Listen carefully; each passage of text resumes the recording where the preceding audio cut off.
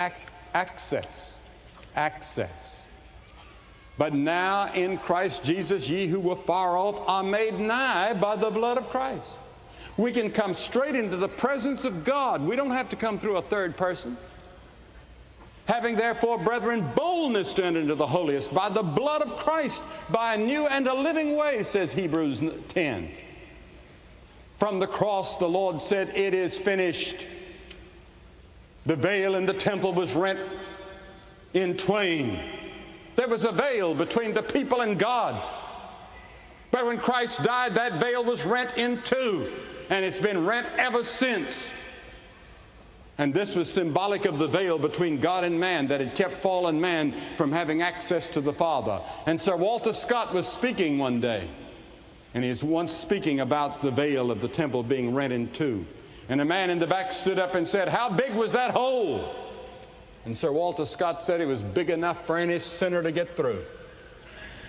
Yes, it's big enough for any sinner to get through, and you can come directly into the presence of God with boldness.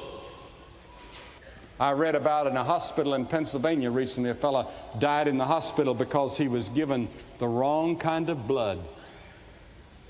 The blood of Jesus Christ, God's Son, shed on the cross for us, was the right type of blood to cleanse and infuse every person in this room tonight with life and life eternal. Oh. Well, there you go. I tell you, we miss him. Yeah, terribly, yeah. But he's just made things so simple and clear. Yeah, and what a great legacy that he established. Well, look at his kids and grandkids and great-grandkids. Yep. It's pretty amazing. And a treasure trove of classics that are going to, live on for a long time. Yeah. Yep. All right, let's take a look at some of the top stories. And yesterday, President Biden made a speech. Well, he kind of calls for unity. And go ahead. Well, what do you think? He looked happier than I've seen him in weeks. Yeah. Isn't that interesting? Well, he's got a lot of pressure off of him. Well, yeah, and he's kind of thinking, I believe, I told you so. I'm the only one that beat Trump, and you guys still have failed. Well, the whole thing was just a can of worms. It was so mismanaged. Yeah. But anyway, here's what he had to say. Something I hope we can do, no matter who you voted for, is see each other not as adversaries, but as fellow Americans. Bring down the temperature. I also hope we can lay to rest the question about the integrity of the American electoral system. It is honest, it is fair, and it is transparent. And it can be trusted, win or lose. I also hope we can restore the respect for all our election workers who busted their necks and took risks at the outset. We should thank them. Thank them for staffing voting sites, counting the votes, and protecting the very integrity of the election. Many of them are volunteers who do it simply out of love for their country. And as they did their duty as citizens, I will do my duty as president. I'll fulfill my oath, and I will honor the Constitution. On January 20th, we'll have a peaceful transfer of power here in America. So this is legacy rescue. Oh, you think so? Yeah. Well, think about what he just said. And by the way, God bless him for saying it.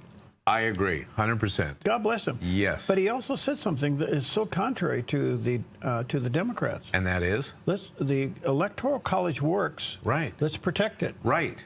They want to destroy it. They want to eliminate it. Right. He also tried to reassure folks that everything's going to be okay. And I admire that he said that. But it's been pointed out from some folks that, wait a minute. All the stuff about Hitler, fascism, dictator, that wasn't true because now everything's okay? Everything's going to be okay? This is legacy rescue. Wow, yeah. One thing the Democrats know better than the Republicans do, they understand the attention span in America is about 8 minutes. That's a great point, yep. You can say something crazy today and it'll be forgotten tomorrow. Yep. So I want to say to both him and Vice President Harris, thank you. For making this transition obvious. It's going to be peaceful. The question is, will President Biden attend the inauguration? There's rumors that he may not. Oh, that would be interesting. Yeah. I don't know. We'll see. Yeah. But in the meantime, good stuff. Good stuff. Well, here's another story. College students across the country celebrate President Trump's resounding victory. Apparently, there's a little bit of a revolution going on. Yes. After a pro-Hamas protest in colleges and university across the country has created, what most people think that most of the universities and colleges have pretty much lost it. However, President Trump's resounding victory brought out college revelers from across the country to celebrate and gave a glimmer of hope that all is not lost at the college system.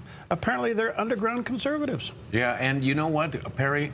They have been coming out from underground in this last cycle in a big way, and I think a lot of it has to do with the work of Charlie Kirk. Yeah. Charlie Kirk has been on campuses across the country talking, fielding questions very respectfully, and going through this. And what we've seen is in the initial stages of Charlie Kirk visiting campuses, there was very little support for him out there. There were a lot of antagonists, people that were, stealing his signs and confronting him. Right. But as he kept going, I kept seeing this swell of support. Right. And all of a sudden you start seeing these MAGA caps and these kids cheering when he was in. And I thought, there is a movement going on. And look at this video. This is amazing. This is amazing. And I would say there's hope here. And it's going to be, what this also tells me? What? Some of these liberal professors are going to get challenged in the classroom. Well, yeah. They're going to get pushed back. Right, now. and for good reason, because on the other side of this coin, we know that there are major universities that have offered days off for their students to get over the election, safe spaces, counseling. Yeah. And it's like, okay, so, and when you think of that, what kind of a job are our institutions of higher learning teaching our kids to deal with the adversities of life that are inevitable? They're going to come at you. Okay, now, don't get me going on this. I'm telling you, the workforce in America is in trouble. Yes. And with all of these social policies thrown over the top of us employers, this isn't a happy day. You got to give them, you know what people want to, and this brands everybody, and I don't mean it to be, because that film there, that video shows me hope. Yes. But if you do any kind of hiring today, you're going to find out that there's a generation out there that know more about their rights than they do with their responsibilities. They want to work 4 hours a day with a beanbag and 10 coffee breaks. Yes. And you're supposed to take your company and make it work. Yeah.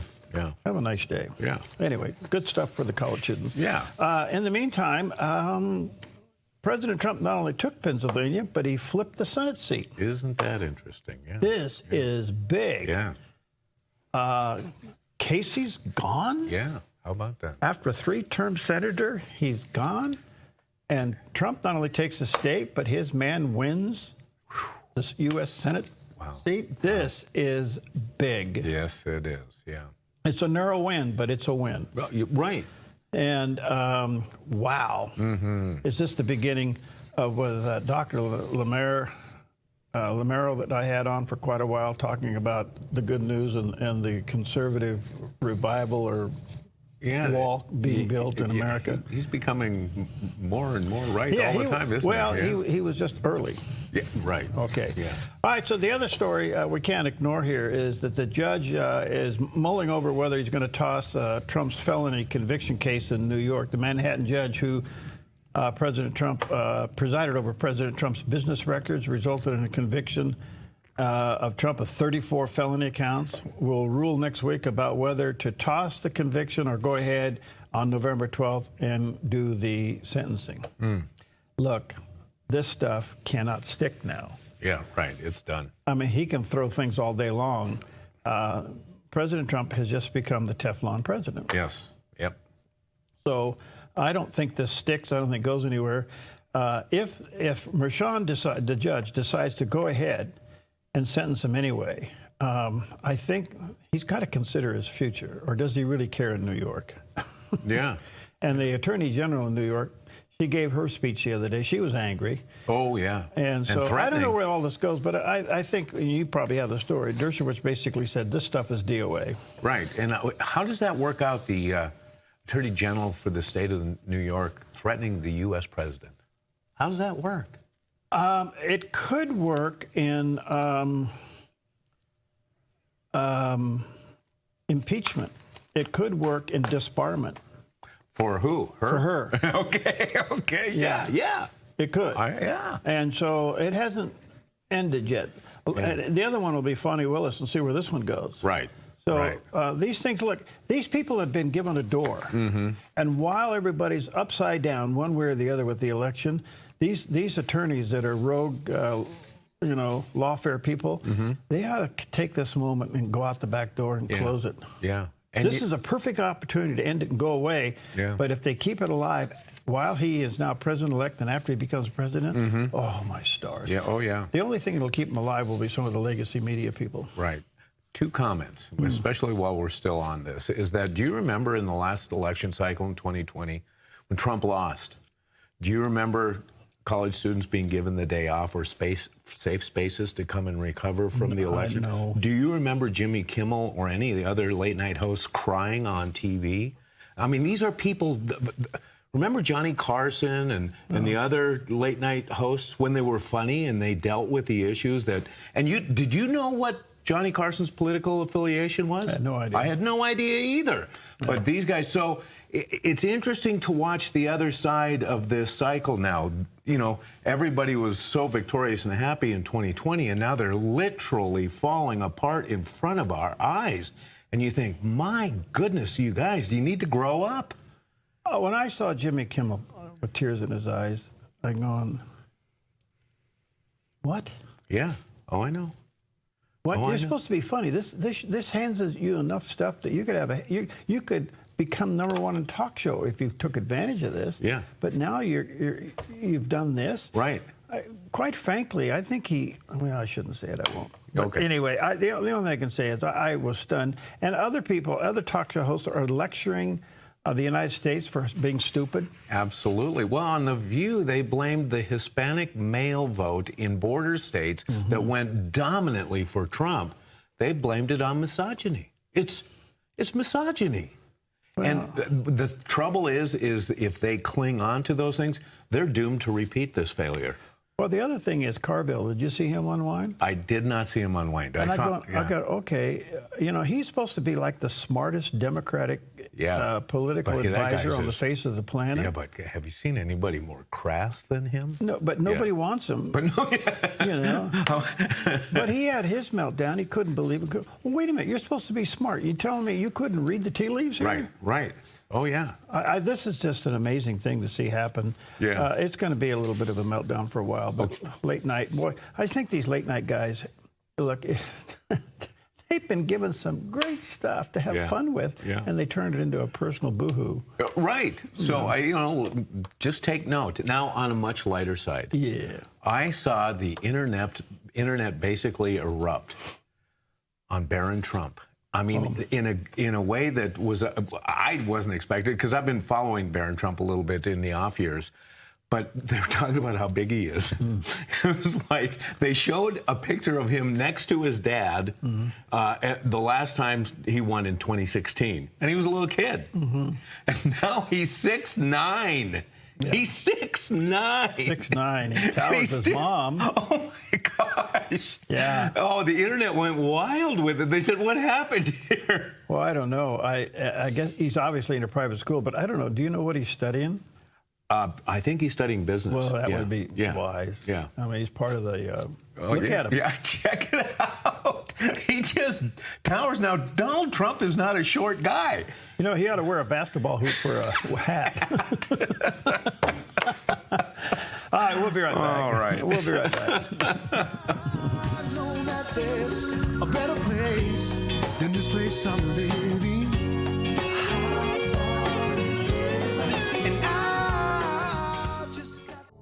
It can be puzzling assembling all the right pieces for your insurance needs in retirement.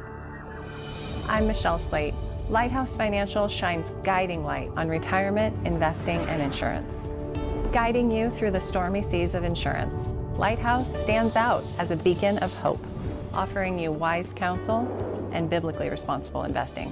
Lighthouse Financial. Call us today, 541-494-1034. Drugs would get dropped off at the club so I could get high all night, work, make fast money, spend it on drugs, and go do it again the next night. I told myself, okay, I'm only gonna maybe do this for a few months, that's it. 1 month turns into another month, then another month, then another month, and you're just sucked in. I started to think, what if I died this way? Like, what if I was living like this when I died? Where would my soul go? Watch the 700 Club Friday morning at 11 on the Dove TV. A ministry moment on the Dove. The big idea of Christianity is to live coram Deo, to live all of one's life in the presence of God, under the authority of God, and to the honor and to the glory of God. Let me say that again. The big idea, coram Deo, is to live one's life in the presence of God, under the authority of God, to the honor and glory of God. That's what it's all about. Jesus said it succinctly this way: if you love me, keep my commandments. Which is to say, if you want to please me, you please me by doing what I have commanded you to do. A ministry moment on the Dove. Well, a couple of other things are kind of popping up, and that is that Portland's got a new mayor. Keith Wilson will Portland's future depends on building trust. Is that him? I don't know. Well, hold on, guys. Anyway, Keith Wilson will be the new Portland mayor. He is a truck company owner, Titan Freight. Oh, okay. 61 years old, comes into the office with some business sense. This ought to be interesting. And he'll take the reins. Portland, as you know, has gone through really mega problems. Yeah. And I don't know much about him, but apparently he may be a change agent. And here's a little bit of what he said. Portland's future depends on building trust and collaboration between all of us and our new leaders. I'm up for the challenge and the opportunity to shape not just the structure, but the culture of our new city government. What does real change for Portland mean? In my administration, it will mean treating the crisis on our streets like a crisis. It will mean returning our city to the promise of the city that works. Together, we can build a stronger and better community. And I call on each and every one of you to be a part of the hard and important work ahead. Okay, we'll see. Yeah. You know, he's got, will he restore the police department, build it back up? Will he clean the city up? Will he do what's needed? But apparently they have decided it's time for a change, and we'll see if he's the guy. So, all right, let's take a look at the satellite image. Here's what's happening on the weather scene. It's going to change, but not right away. No, but not till Monday. Yeah. Mild out there, yeah. Yeah, it looks pretty good. We've got mid-60s today, upper 50s tomorrow, cloudy skies, about 60 degrees on Sunday as the next front moves in, probably a bit on Sunday night. 70% chance of rain on Monday, and mid-50s, and we're going to be on and off through Thursday with a chance of showers, so here we go. Snow on the hills? Could be, yeah. So I saw this interview, Marco Rubio. He was talking about the new presidential staff. Yeah. And he wouldn't be opposed to a cabinet position, he said, and it was even brought up that perhaps Secretary of State, but he said he's not forwarding his name. I have a job to do now. I'm in the Senate. I have an opportunity to serve there, and he's going to need people in the Senate to help carry that agenda, because one thing is to win an election, but then you got to do something with it. There's a mandate here. They're telling us, go up there and fix these things, and we have to do that. If we don't do that, then all this was for naught. So he has to have people in the Senate to help, and maybe that's the best place for me to serve. Maybe there's some other capacity. I really don't know, because we just came from that victory. I haven't even 24 hours yet. And but look, Donald Trump has always made great choices. Look how he did with Vice President. Look how he's done with the people in his campaign. I mean, he put together a tremendous campaign. They all deserve a lot of credit. And he picked every single one of these people that worked for him. So he'll have great choices. He's got great people to pick from, and he needs good people in the Senate and in the House. And, you know, I'm excited about the next. I'm as excited as I've ever been in my time in the Senate. Well, I don't know. I can't help but think he's on a short list somewhere. I agree with you, yep. President Trump did yesterday announce his chief of staff, the first woman to get the job. And so he has to have that person in place first. Wait a minute. Trump never surrounds himself with intelligent, strong women. Oh, that's right. Oh, what's that all about? I don't know. Yeah. Anyway. Yeah. Don't you know that Mark Cuban probably should be looking for a job? You know what? He admitted that he kind of put his foot in his mouth. Did he? Yeah, he did. So, but you know, these people, they speak in unguarded moments, and the truth comes out. You know, the president calling Trump supporters garbage, and then they try to re-spin it into something else because they know how offensive it is. It's bubbleitis. It's bubbleitis. What's that? It's people live in a bubble. Okay. They think that they can literally say things and somehow that it should be carried. Right. And the hardest lesson he learned was that they took portions of a sentence and blew it up in his face. Yes. Yeah. So anyway, but he said it very clearly. Let me ask you, back to Marco Rubio. Where do you see him in the cabinet if he does go into cabinet? I don't understand this leaning towards him being Secretary of State. Yeah. I'm trying to figure that one out. Yeah. I'm not saying that he wouldn't be a good one. I just don't see anything there that would give me the feeling that he would be the guy. I do think, though, that he should be take over Mayorkas's place. Oh, that's interesting. Then he'd have charge of the border. Right. Yeah. Oh, that's interesting. Now, but it's good to keep in mind. Remember, Marco Rubio was a Donald Trump opponent, but Donald Trump kind of cleaned him out of the whole race. Well, and so was now they're Ramaswamy, right. So and was, you know. It's amazing how they've come together into a coalition after, you know, getting thumped. Yeah. So I don't know. I don't know. But every time they're looking at cabinet members, he's there. Yeah. As for what, I don't know. Yeah. It's interesting, though. I don't see Mike Pompeo. I don't either. And some people are saying, well, that's the past. We got to go to the future. I understand that. But the Secretary of State has to be somebody that understands world affairs, intimately involved in how these opposing countries think. Right, right. I don't know if Marco Rubio I guess it could be OJT, but boy, I tell you, this Secretary of State is going to take the reins with wars going on. Yeah. And so and I like Pompeo. I think that guy, he's got a lot of credibility. I don't know. You know, they're saying that he could be bringing some people back. Dr.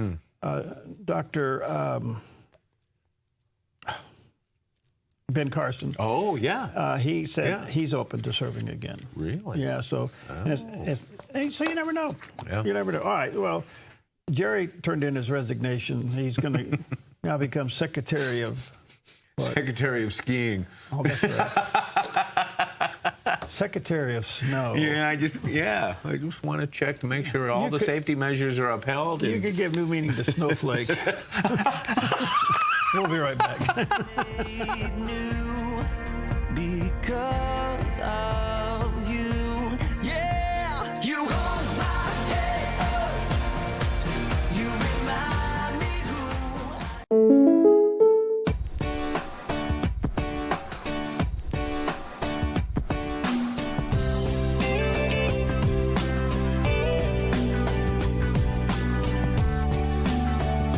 Combining your home and auto insurance could save you time and money.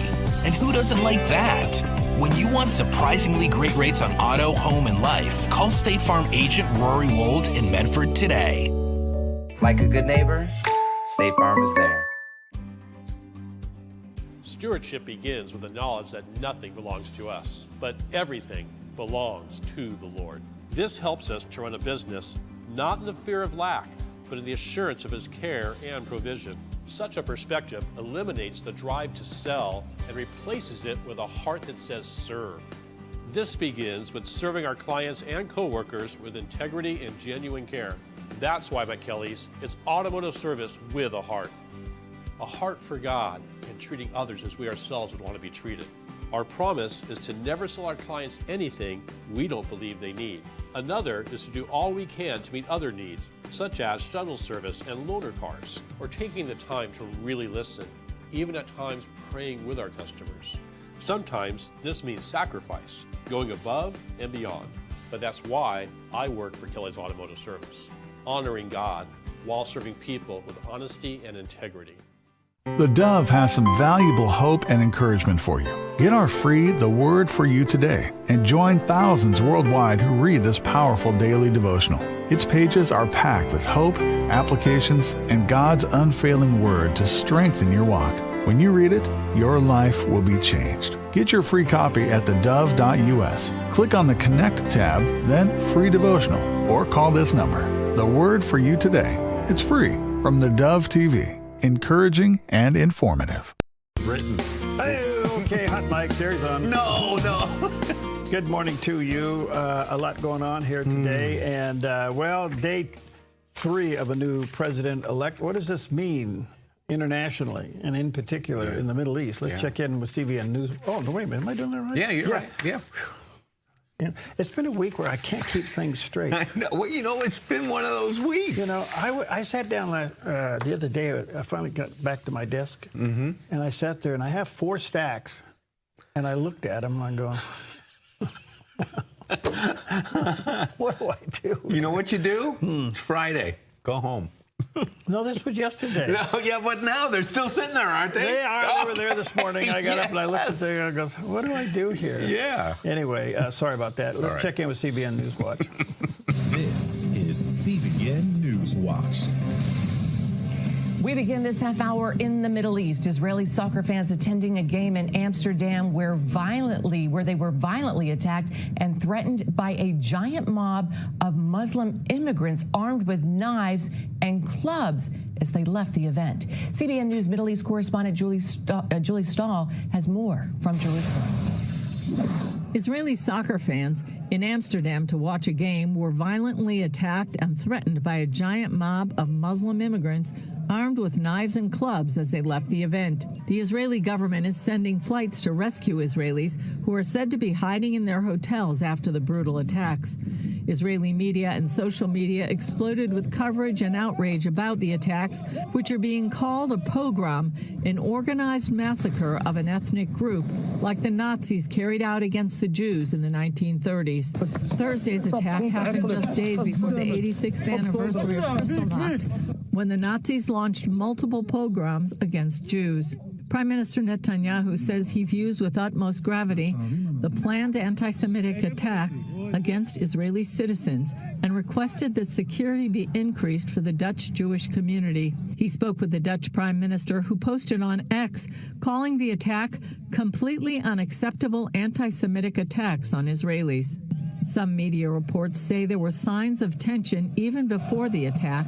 The Times of Israel reports video on social media showed Israelis chanting against Arabs and Palestinians in the city and pulling down a Palestinian flag, apparently before the violence, and that pro-Palestinian anti-Israel activists claimed that Israeli fans were the first to harass and engage in violence. Newly appointed Foreign Minister Gideon Saar is traveling to the Netherlands to handle the crisis. Deputy Foreign Minister Sharon Haskell says many are hospitalized. I call on the Dutch government to arrest and prosecute all those involved, and we have information from social media leading to those radical Islamists who went hunting for Jews.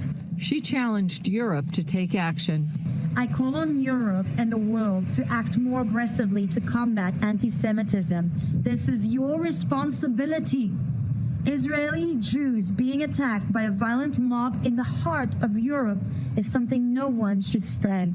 If we fail to act, it will only get worse. And the National Security Council issued a new warning to Israelis and Jews in the Netherlands to avoid movements in the street and lock yourself in hotel rooms. The externalization of Israeli and Jewish symbols must be avoided. The latest violence has once again focused Israeli fears on the rising tide of international anti-Semitism. Julie Stahl, CBN News, Jerusalem. Wow, thanks, Julie. Chris Mitchell is with us now from Jerusalem. Chris, this is hard to watch. You feel like you're watching a World War II movie or something. Tell us, what memories are these attacks, these images in Amsterdam evoking in Israelis and the Jewish people right now? Yeah, certainly memories of what happened in the 1930s in Germany. The name that comes up, the word is called pogrom. It's really a chilling word in Jewish history. It comes from pogroms or attacks on Jews in Russia in the 19th and 20th century. That's when Jews were murdered, raped, looted. They stole their property simply because they were Jews. And also Kristallnacht that Julie reported in her story, that actually the anniversary is tomorrow and Sunday. That was in 1938. They call it Kristallnacht. That's German for Night of the Broken Glass, where throughout Germany, Austria, parts of Czechoslovakia, there was organized violence, but it was under the guise of being spontaneous by the SS. They destroyed hundreds of synagogues, shattered about 7,500 Jewish-owned businesses. Many were injured, at least 90 murdered, but expected that many more had been murdered. And at that time, Wendy, they arrested up to 30,000 Jewish men. That was really the beginning of a dramatic rise in anti-Semitism that led to the final solution of the Holocaust. So these are some of the things that these memories evoke in the Jewish people and here in Israel. Chris, what does this tell us about the situation for Jews in Europe right now? It's a very dangerous situation, Wendy, in many parts of Europe. Just a couple of months ago, we interviewed a member of Belgium's parliament, and he gave a sobering message about the plight of European Jewry. He said there's open anti-Semitism in the media. Online people, he says, are not ashamed to say that the Jews are responsible for all the evils of the world. He also made the point that Iran presents a clear and present danger to European Jews. He says that Iran is trying to attack Jewish sites around the world, around Europe, looking for a weak spot in its war against Israel. And some people are reporting that last night's attack, that Iran was behind that. But also there's radical Muslims in European communities all throughout Europe. A couple of years ago, we were in Belgium. There was one neighborhood that we were told not to go because it was too dangerous for anybody who was not a Muslim. And this member of parliament was calling on other members of parliaments around Europe to really protect Jewish communities, just like the deputy foreign minister did in Julie's report. All right, there you go. Of course, that Amsterdam ambush is amazing. So here we are in the heart of Europe, and Jews are being attacked. Yeah. Anti-Semitism. I wonder if Europe will have a pushback like the United States. We'll see. Hundreds of Jews were attacked last night in Amsterdam. This is crazy. You know, so I don't know where this is going to go. That's just going to heighten the tension in the Middle East, and so we'll keep an eye on all that for you. All right, well, let's check in with Burrito Bob here and find out what the weather's like. High pressure will keep things clear and dry until the next front moves in over the weekend. So today in northern Oregon and southern Washington, sunny skies with daytime high temperatures near 60 for Vancouver, Portland, and Wilsonville, and near 58 in McMinnville. Moving down the Willamette Valley, partly sunny with daytime highs in the low 60s for Salem, Albany, Corvallis, and Eugene, with some early patchy frost around Corvallis and a calm wind. Another day of sunny skies over central Oregon with daytime high temperatures near 64 in Prineville and low 60s for Bend and Sun River with a light south wind. Over in Boise, Idaho, sunny with a high in the low 50s. Along the Oregon coast, patchy fog for both Coos Bay and Crescent City, California, then partly sunny in low to mid-60s. Mostly sunny and near 60 in Port Orford and Brookings with a high near 51. In southern Oregon, mostly sunny with a high near 66 in Grants Pass. Sunny skies for Medford and Ashland with highs in the mid-60s and lows in the low 40s. In the Klamath Basin, sunny with highs near 60. Into Northern California, sunny and low 60s for Wairika. Sunny skies continue as we move south with daytime highs near 70 in Redding and upper 60s for Chico and Sacramento with a calm wind. More sunshine today across the Bay Area with daytime high temperatures in the low 70s for Santa Rosa, upper 60s for Napa and San Francisco with a light west wind this afternoon. And today in San Jose, sunny and near 73. It's a look at your Friday weather on the Dove. Wow, what a beautiful shot. It's still there. It's still there. The snow.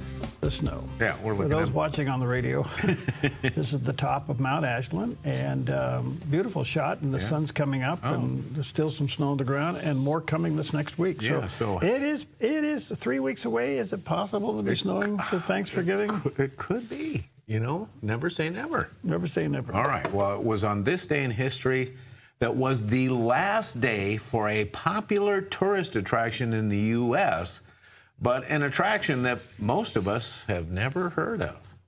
On November 8, 1962, the famous Ford Rotunda stands in Dearborn, Michigan for the last time. The next day, it's destroyed in a massive fire. Some 1.5 million people visited the Rotunda each year, making it the 5th most popular tourist attraction in the U.S., behind Niagara Falls, Smoky Mountain National Park, the Smithsonian, and the Lincoln Memorial. Ford had commissioned the Rotunda for the 1933 Century of Progress Exposition in Chicago and had moved it to Dearborn when the fair ended. It was 130 feet high and designed to look like a stack of gears surrounding a 92-foot wide courtyard. The outside of the building's steel frame was covered in 114,000 square feet of Indiana limestone. Inside, the walls were covered in murals showing Ford's River Rouge assembly line. Many people who grew up near Detroit during the 1950s remember the Rotunda for its spectacular Christmas displays. Every year since 1953, it had a 37-foot tall tree, an elaborate Santa's workshop, and a life-size nativity that the National Council of Churches called the largest and finest in the country. Each year's installation had a different theme. The 1958 display boasted a 15,000-piece hand-carved miniature circus, for instance, and the 1962 show was scheduled to be a woodland scene featuring 2,500 dolls. While workmen were preparing the Rotunda for that display, someone overturned a fire pot or heater on the building's tar roof. Just after lunch, an employee spotted flames on the ceiling of the main floor. Within a few minutes after the first alarm, the New York Times reported, the octagonal top of the building resembled a huge chimney with smoke and fumes pouring out. Workers evacuated, and the building burned to the ground in less than an hour.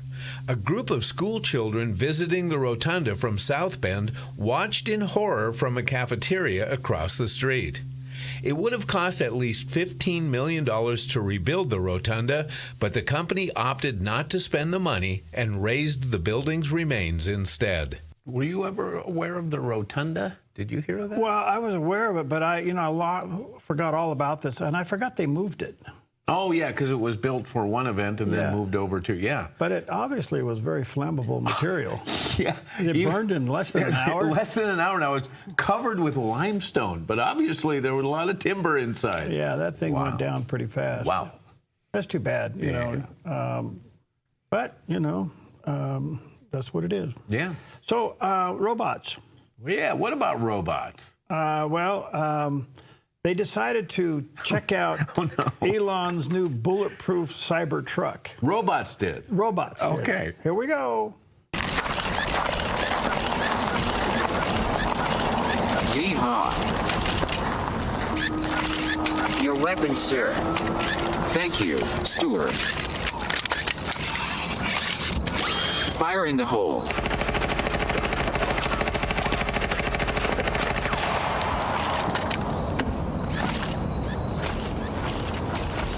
I'm alive. Awesome. Way to go. We did it, Stewart. What was that? 3 robots, 2 of them come out. One's inside the truck, okay? And the other one picks up a semi-automatic, fires at the truck, and then the other one gets out and says, I'm alive. How would you feel with a RoboCop with that was not fully automatic weapon and pulling the trigger? Yeah. Would you be hiding behind something? Well, I don't know. I'm just wondering where this robot thing's going to go. It's already in manufacturing. I get that. I really do. You know, it's even in surgery. It's in surgery? Yeah. Can we be replaced? Yeah. You think we could? Yeah, AI. AI? Yeah. Okay, well. So, by the way, before we take a break, we're a little over. We can handle this. Yeah, that's right. If you were to put together the perfect breakfast burrito, what would you want in it? Oh, you know, stuff like eggs, chorizo. I could take maybe some home fries in there. You know, a breakfast burrito with that kind of a flavor. And, of course, lots of hot sauce. Hot sauce. But eggs in there, too, yeah. Okay. Yeah, how about you? Well, mine would have to be primarily a lot of eggs. Okay. Maybe a little green onion. Okay. And a lot of bacon, crispy bacon. Oh, yeah. And then the hot sauce mild. I'm not an iron gut like you. I think. Let me ask you this: can you eat a regular burrito for breakfast? Not a breakfast burrito. I mean, like say like a carnitas. No. Okay, because I can do that too. Well, I know you can. You guys eat anything, even if it falls on the floor. We'll be right back. It's the 3-second rule. Holding on to the center of your love. Everything reminds me of you. Hi, I'm the SOS Alarm guy, here to tell you about a great deal. SOS Alarm will not only beat any internet deal, but will install the system too. So burglars, beware. SOS Alarm for security and beyond.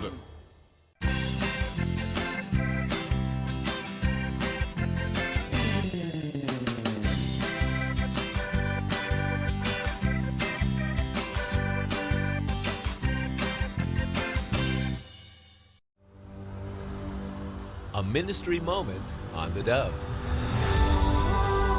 Hi, I'm Johnny Erickson Tata. And it takes a lot of work to live as a Christian, doesn't it? To use a metaphor, it's like spiritually curling 100-pound barbells.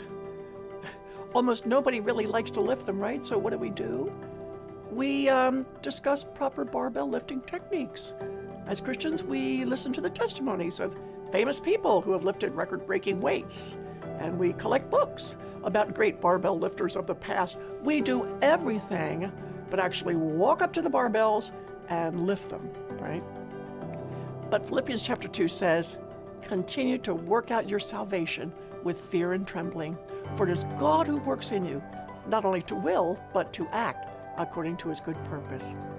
Friend, time to face that challenge. Put your hands around that problem as though it were a barbell, and work through it in the name of Jesus.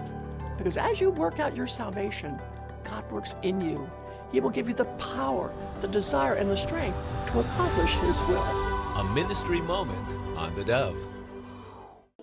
The John Ankerberg Show offers real answers to tough questions. Does God exist? Why is there suffering in this world? Is there evidence Jesus truly rose from the dead? Weekdays at 4 on the Dove TV.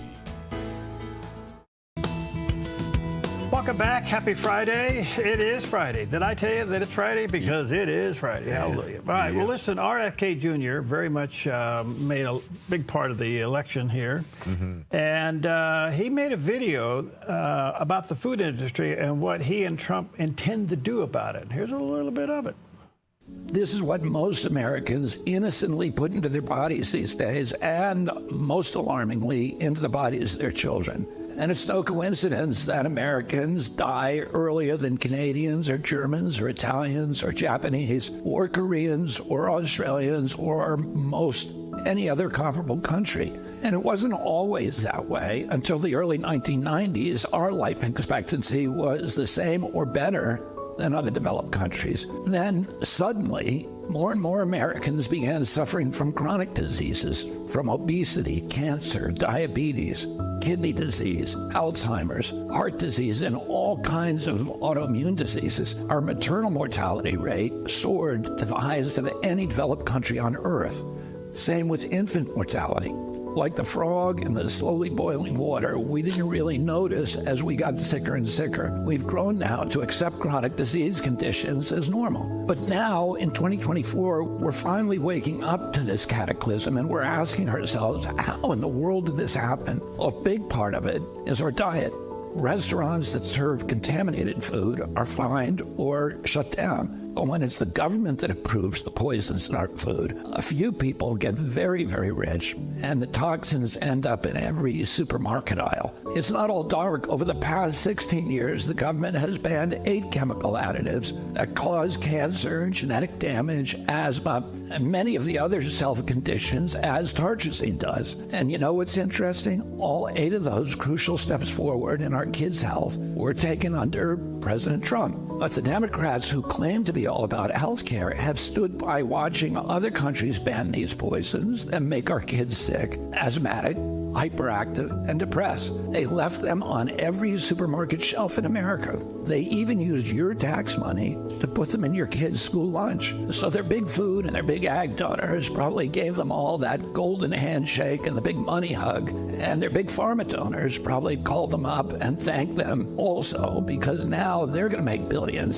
selling Adderall, Prozac, and rescue inhalers. Enough is enough. President Trump and I are going to stop the mass poisoning of American children. Together, we're going to make America healthy again. Well, I have to tell you, when he brought this to light during his conversion from over to endorsing President Trump, and he started mentioning this topic, I think he is knocking a home run here. Yep. And this will be a big, he's literally talking about eliminating the FDA. Yeah. Because it's lied to us so bad. Yes. So we'll see where this goes. All right. All right, coming up, Jim Burling from Pacific Legal Foundation and Mike Busler, the professor of finance. Perfect time to have these guys. You bet. Well, you know, about 12 million people in the United States are colorblind. And today we see the moment a man became overwhelmed with emotion after trying on colorblind glasses for the very first time. Okay, everyone, I am colorblind. I've got my colorblind glasses clip-ons. I'm fixing to see what y'all see. Chris Sipe, age 47, who has been colorblind his whole life, bought the glasses on a whim without knowing whether they would work. A video shows him trying on the eyewear in his Tulsa, Oklahoma home and immediately becoming captivated by the colors around his living room. He said, "It was so overwhelming to experience for the first time. I wasn't even sure the glasses would work, so to have everything change so much was crazy to me. It felt like a big light had been turned on and everything was illuminated." Picking out the most colorful film he could imagine watching on his high-definition TV, Chris was delighted with the green of the Emerald City in The Wizard of Oz. He explained, "My regular sight, the best way to explain it is that things are a bit duller and I don't see exact colors. To me, a green traffic light just looks like a white light, and rainbows are just a yellow line. I've been like this my whole life, and when I couldn't match colors in kindergarten, my parents realized what was up." Chris now goes about his day with the lenses clipped to the nose bridge of his eyeglasses. He actually doesn't wear them all the time, as he says the intensity of the color spectrum can be overwhelming at times. He said, "If I know something is particularly colorful, I'll flip them on and have a look.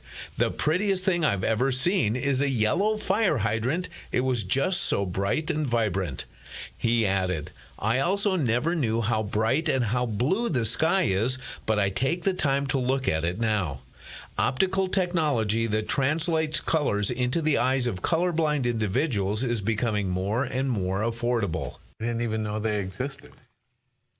Yeah. It's amazing. Yeah. His reaction was just terrific. Isn't that amazing? Can you imagine? Well, I don't think we can imagine. No, exactly. You can't imagine living in a gray, black, and white world. Yeah. You know, so, wow, well, that's a great story. All right, stick around. More coming up, but take with you Romans 8:28, for this is a very familiar scripture.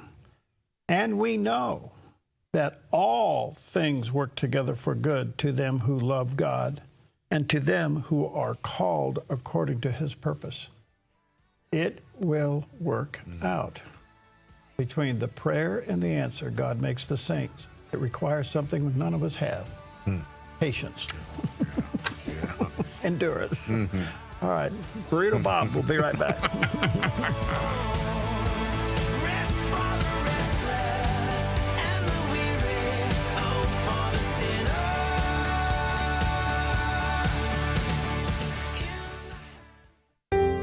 Come fall in love with Northridge Senior Living, where contemporary sunlit interiors meet old world elegance.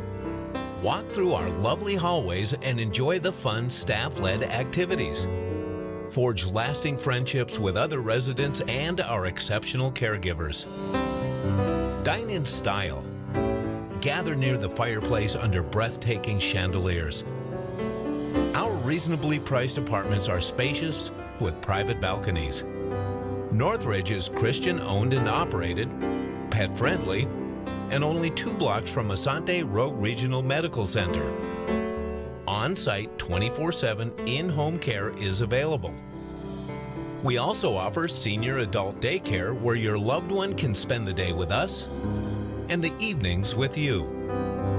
Northridge Senior Living, your home. Turn your eyes upon Jesus. Look full in his wonderful face, and the things of earth will grow strangely dim in the light of his glory and grace. Twin Factor is brought to you on the Dove TV by Black Flag Armory. Twin Factor, weekends on the Dove TV. A ministry moment on the Dove.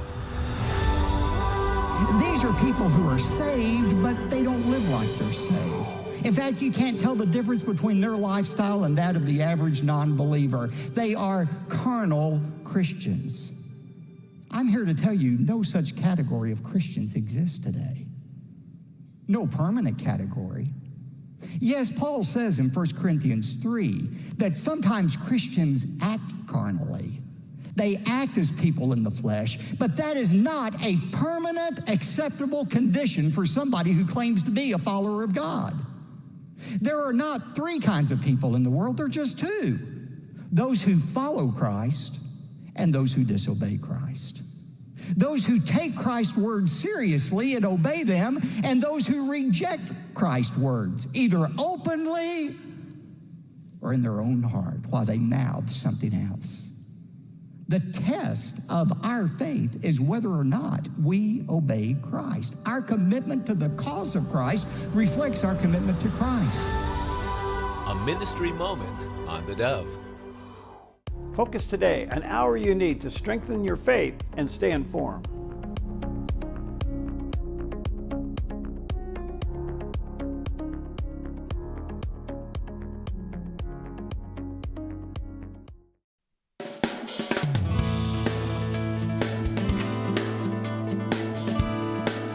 Good morning, good morning, good morning, good morning. Happy Friday. We've been looking for this day for about 3 weeks.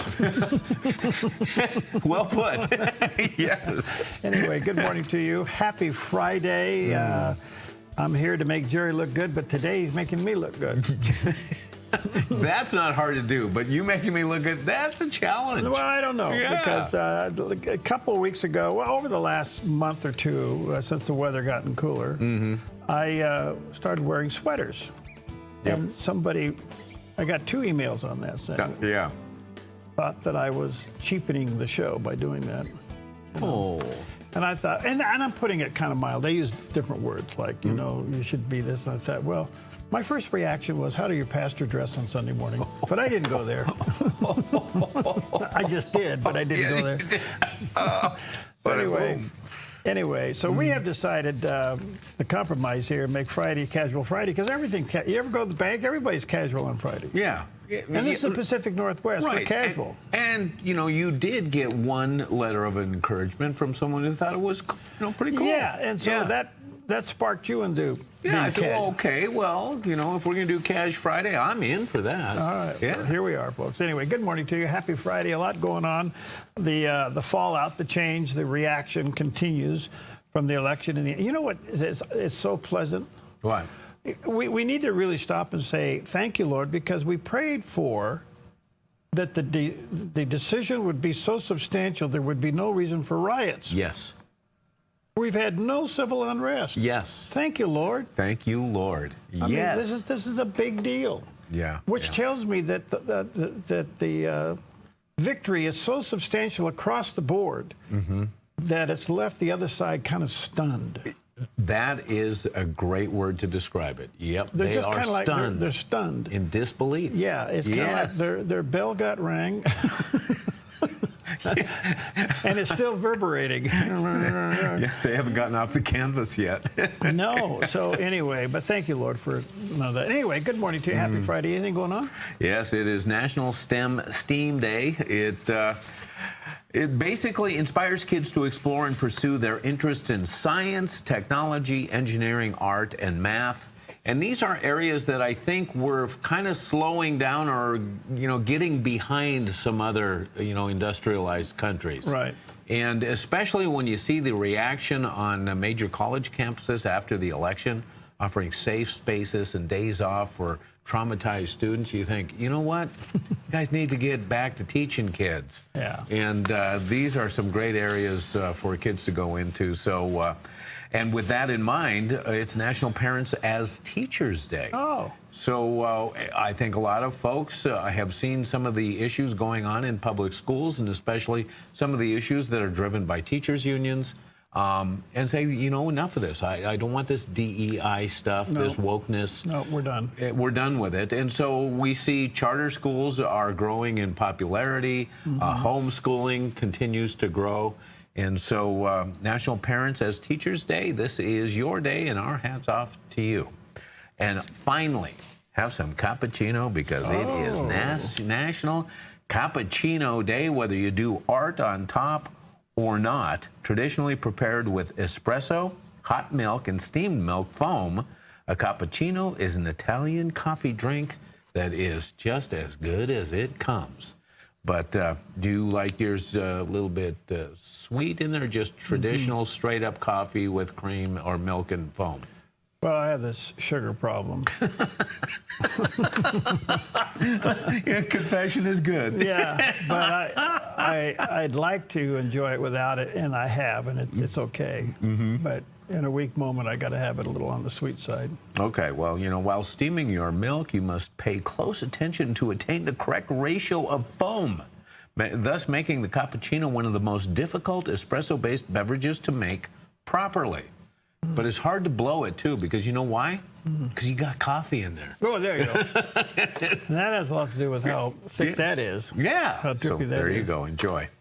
But you drink it straight sometimes. Just straight espresso is as good as it gets. Well, he's going to do the weather right now. Here he is. High pressure will keep things clear and dry until the next front moves in over the weekend. So today in northern Oregon and southern Washington, sunny skies with daytime high temperatures near 60 for Vancouver, Portland, and Wilsonville, and near 58 in McMinnville. Moving down the Willamette Valley, partly sunny with daytime highs in the low 60s for Salem, Albany, Corvallis, and Eugene, with some early patchy frost around Corvallis and a calm wind. Another day of sunny skies over central Oregon with daytime high temperatures near 64 in Prineville and low 60s for Bend and Sun River with a light south wind. Over in Boise, Idaho, sunny with a high in the low 50s. Along the Oregon coast, patchy fog for both Coos Bay and Crescent City, California, then partly sunny in low to mid 60s. Mostly sunny and near 60 in Port Orford and Brookings with a high near 51. In southern Oregon, mostly sunny with a high near 66 in Grants Pass. Sunny skies for Medford and Ashland with highs in the mid 60s and lows in the low 40s. In the Klamath Basin, sunny with highs near 60. Into Northern California, sunny and low 60s for Wairika. Sunny skies continue as we move south with daytime highs near 70 in Redding and upper 60s for Chico and Sacramento with a calm wind. More sunshine today across the Bay Area with daytime high temperatures in the low 70s for Santa Rosa, upper 60s for Napa and San Francisco with a light west wind this afternoon. And today in San Jose, sunny and near 73. It's a look at your Friday weather on the Dove. Okay, beautiful, beautiful. There is that almost is a Chamber of Commerce picture. It totally is. And, with Casual Friday, us sitting here in our sweaters, looking at the mountain, I think that in future Casual Fridays, I'm going to have a sweater and I'm going to have the ski turtleneck underneath here. Yeah. And then shortly after the show's done, I'm going to be done. If you show up with your helmet and goggles, we're going to have a problem. It's a possibility. Okay, well, it is Friday, and a lot of people, I think some folks are charged up, some people are running on fumes, but it is always a good idea to get encouragement from the Reverend Billy Graham. And then another word associated with blood is cleansing. 1 John 1:7, but if we walk in the light as he is in the light, we have fellowship one with another, and the blood of Jesus Christ, his Son, continues to cleanse us from all sin. When you come to the cross, not only does he cleanse all the past sins, but that blood is available for any present or future sins, so that you stand before God justified, ready to go to heaven. That's a marvelous thing to have happen to you. You see, fire is a cleansing power. The jeweler is often called upon to refashion some old silver or gold, and the article is placed in a pot over an alcohol flame and allowed to remain there for several hours, and the boiling process cleanses. Corrosion and dust and other metals come to the surface and are dipped off. It's called dross. And that's what the blood of Christ does. It cleanses. It takes all those bad elements out and leaves you standing before God justified and pure. God can no longer see your sins. You can take some brown sugar and dip it in the blood from animals, and it'll bleach the sugar next to the snow in its whiteness. We're cleansed by blood in the spiritual realm. The process is that of repentance and faith. To all who would forsake sin, God offers a new chance. Good stuff all the way around. All right, good morning to you. Let's check out some of the top stories on this Friday morning. And it starts off with President Biden addressing the nation yesterday. He did a good job. I think, first of all, it's too bad you didn't hear this kind of talk through the election cycle. Absolutely. Had he got up and stayed in the campaign and talked like he did yesterday, yes, he may have been reelected. He was more buoyant and upbeat yesterday than we've seen him in maybe months. Yeah. So you saw him yesterday saying we will have a peaceful transfer of power. We will. It was the Electoral College needs to be protected. The vote is what it is. It was the election integrity in this cycle was really good. Kamala Harris basically said she congratulated the president-elect and went on. But they both, at the end of the speech, did the same thing. They turned and said, "Fight!" to their staff people. And President Biden did the same thing yesterday. Here's a little bit of it. A defeat does not mean we are defeated. We lost this battle. The America of your dreams is calling for you to get back up. That's the story of America for over 240 years and counting. It's a story for all of us, not just some of us. The American experiment endures. We're going to be okay, but we need to stay engaged.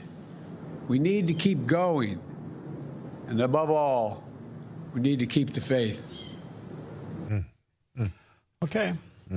Well, so there it goes. Let me ask you this. Do you think there is, because there was a sense about the president there that, like I said, we haven't seen for a while. I keep thinking of the shot of Jill Biden on Election Day going to the polls in MAGA red. The whole suit she wore was MAGA red. Yeah. They have been very unhappy that Joe Biden was knocked out of the race. Do you think that they're feeling some vindication? I don't know. Look, he allowed himself to get booted out.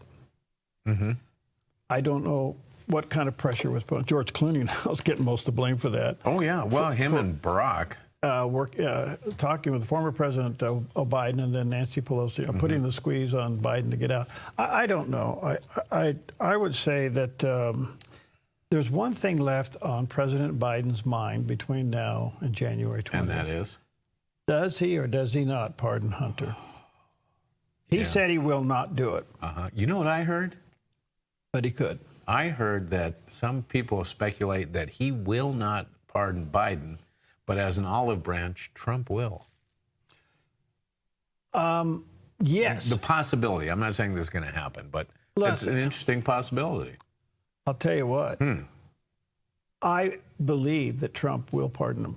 Oh. Interesting. If Hunter Biden's case carries over into the Trump administration, I think Trump will pull a Jerry Ford and pardon Hunter.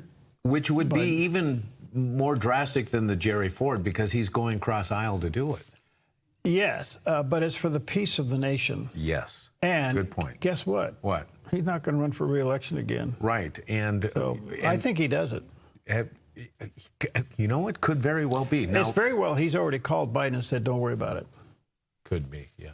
Right. During the concession call. Right. By the way, Joe. Yeah. Don't worry about Hunter. Right. That's a good point. Wow. Yeah. In the meantime, the blame game has started. A Democrat who ran against Biden says the president's decision to seek re-election sealed the win for Trump. Are they forgetting that they propped him up? Well, see, that's the left blaming the left. That's the left blaming Biden. Biden, right. Yeah. And, you know, do you remember that there were voices from the right who were talking about diminished capacity and cognitive issues for the president, and all his lackeys, as well as the legacy news media, called it deep fake. Remember? Yeah. Deep fake. We kept hearing this deep fake. They kept propping up. And then, unfortunately, he got on the same stage with President Trump. And it was all over in one night. It was all done. Yeah. And so, but now it's Joe Biden's fault. Yeah. Interesting. Well, I don't know what to say other than we'll see what happens. But I don't put it past President Trump pardoning, excuse me. Yeah. Hunter. Quite a possibility. And don't get me wrong, people will come crazy with on that. Oh, I know. But I think that Trump will be the better person for doing it. Could be, yeah. All right, the other story that popped up, it looks like that the college students across the country have celebrated President Trump's victory. Apparently, there's been some closet conservatives, and what's happened with the pro-Hamas protesting and college campuses and universities being shut down because they were anti-Semitic and pro-Hamas. Beneath all of this surface was a group of very strong conservatives, and they are now rejoicing that President Trump has won. Campus Reform noted that the right-wing trend among Gen Z voters probably led to some of the victory lines of President Trump. They came out and voted. Wow. Wow. That's pretty remarkable. That is absolutely remarkable. And again, I can't help but think that guys like Charlie Kirk had something to do with this. I think you're absolutely right. He was on college camps, has been there just repeatedly over and over again. And as I was watching his college campus encounters, it started off where it was just him and his staff. He had a few people there. So actually a couple of people there to protect him because some of the liberal students got pretty aggressive against him, but he didn't have much support out there. And then as it kept going, it kept building. You kept seeing these students coming out with MAGA caps and cheering and getting very vocal. And it seemed like there was a big shift going on the college campuses, and now you see celebrations on college campuses. That's very interesting. Yep. The other thing about the fallout is that President Trump did back the Pennsylvania Senate candidate, and guess what? He flipped the seat. Wow. Senator Bob Casey, who has now acknowledged that Dave McCormick has won, and he was a tough opponent. So the three-term Casey is out, and the new McCormick is in. This is a big flip. Not only did the president win the state, but he flipped the Senate seat. Wow. I don't know what the left does with this. So you have now 53 to 45. I mean, this is such a solid majority. Yeah. I don't think we've seen these numbers in our lifetime. And we could never have imagined it. Yeah. And the other thing is, and you mentioned it too, watching our good friend Alan Dershowitz on. He thinks now that most of these cases against President Trump will go away, and even the judge, Judge Mull's, is tossing Trump's felony conviction in New York. The Manhattan judge who presided over the business records that resulted in the conviction of President-elect Trump's 34 felony counts will be ruled by next week as to whether or not he's going to throw it out or go ahead with the Manhattan Supreme Court Justice Juan Merchan as to whether or not December 12th will be the day of sentencing. Dershowitz says, hey, get over it. Get rid of these cases. They're not going to fly. Right. in spite of the fact that the New York Attorney General is still very angry. Very angry. Very angry, and she was very defiant in her press conference. Don't you know all the lawfare people are scratching their head going, what in the world did we do? What did we do? And now, what in the world will happen? Yeah. He won. Right. You know what? I don't think that was ever a consideration on those on the left that went forward with these things. It's like, you know what? These things, it's all cyclical. It's going to come back and bite you. Yeah, it is pretty amazing. All right, well, anyway, nice, interesting headlines for the day. It's 17.5 past the hour, and we're going to take a Burrito Bob tour. We'll be right back. Okay.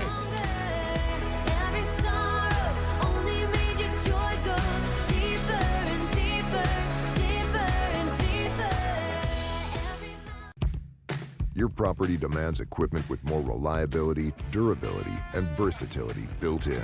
Kubota equipment is ready to get the job done right.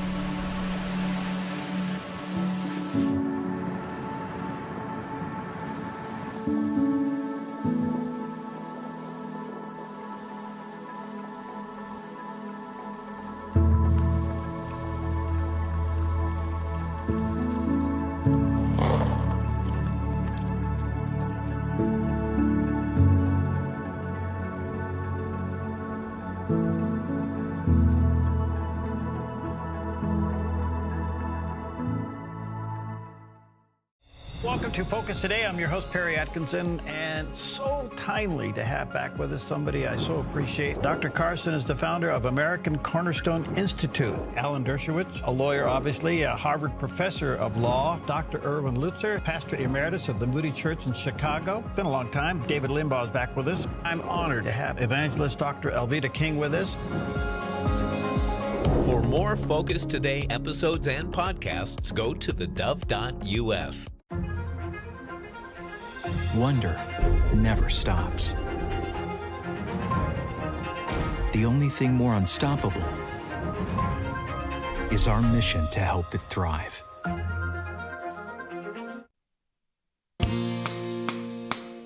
Okay, welcome back. Happy Friday. Just a little bit of regional news this morning. It looks like that Portland is going to get a new mayor. What do you know? Keith Wilson, has won the election. He is he's 61 years old. He's the CEO of a Portland trucking company, Titan Freight. And he crossed the threshold to win the election, and it looks like he is going to be a fresh voice with fresh ideas. Wow. And he understands the problems. I think what's good about this, he'll bring a genuine working business common sense to the position. And here's a little bit of what he said. Portland's future depends on building trust and collaboration between all of us and our new leaders. I'm up for the challenge and the opportunity to shape not just the structure, but the culture of our new city government. What does real change for Portland mean? In my administration, it will mean treating the crisis on our streets like a crisis. It will mean returning our city to the promise of the city that works. Together, we can build a stronger and better community. And I call on each and every one of you to be a part of the hard and important work ahead. Okay. Well, there you go. He's going to look at the city problems as crises. Good. Well, did you see also incumbent San Francisco mayor London Breed has conceded the city's mayoral race to challenger Daniel Laurie following a heated election cycle focusing on the city's homelessness, crime, and drug overdose problems. Laurie, a first-time candidate and the Levi Strauss heir, had declared during his campaign that it's time to end the perception that lawlessness is an acceptable part of life in San Francisco and to reverse the record rates of property crime and drug dealing. Criminals must know that they will be caught and there will be consequences. So there's a new mayor and there's a new sheriff in town there, too. And the Soros-funded AG in L.A. got booted? Gascon is gone. Yeah. Yeah. So maybe California's starting to wake up. You know what this tells me? That if Harris decides to go back and run for governor, she may lose. Yeah, well, it's interesting, too, because California became a little more purple in this cycle because a number of counties that have been blue went red. It's interesting. Good stuff. Well, let's see if it's red, pink, blue, orange, or whatever. Green on Wall Street this morning. Thank you, Preston. By the way, you talk about green. He does it permanently. It's called Smart Lawn. The Dow's back up 168. The Nasdaq is up not quite half a point. And the S&P 500 up 13.5 points. So a little green this morning on this Friday after all the stuff.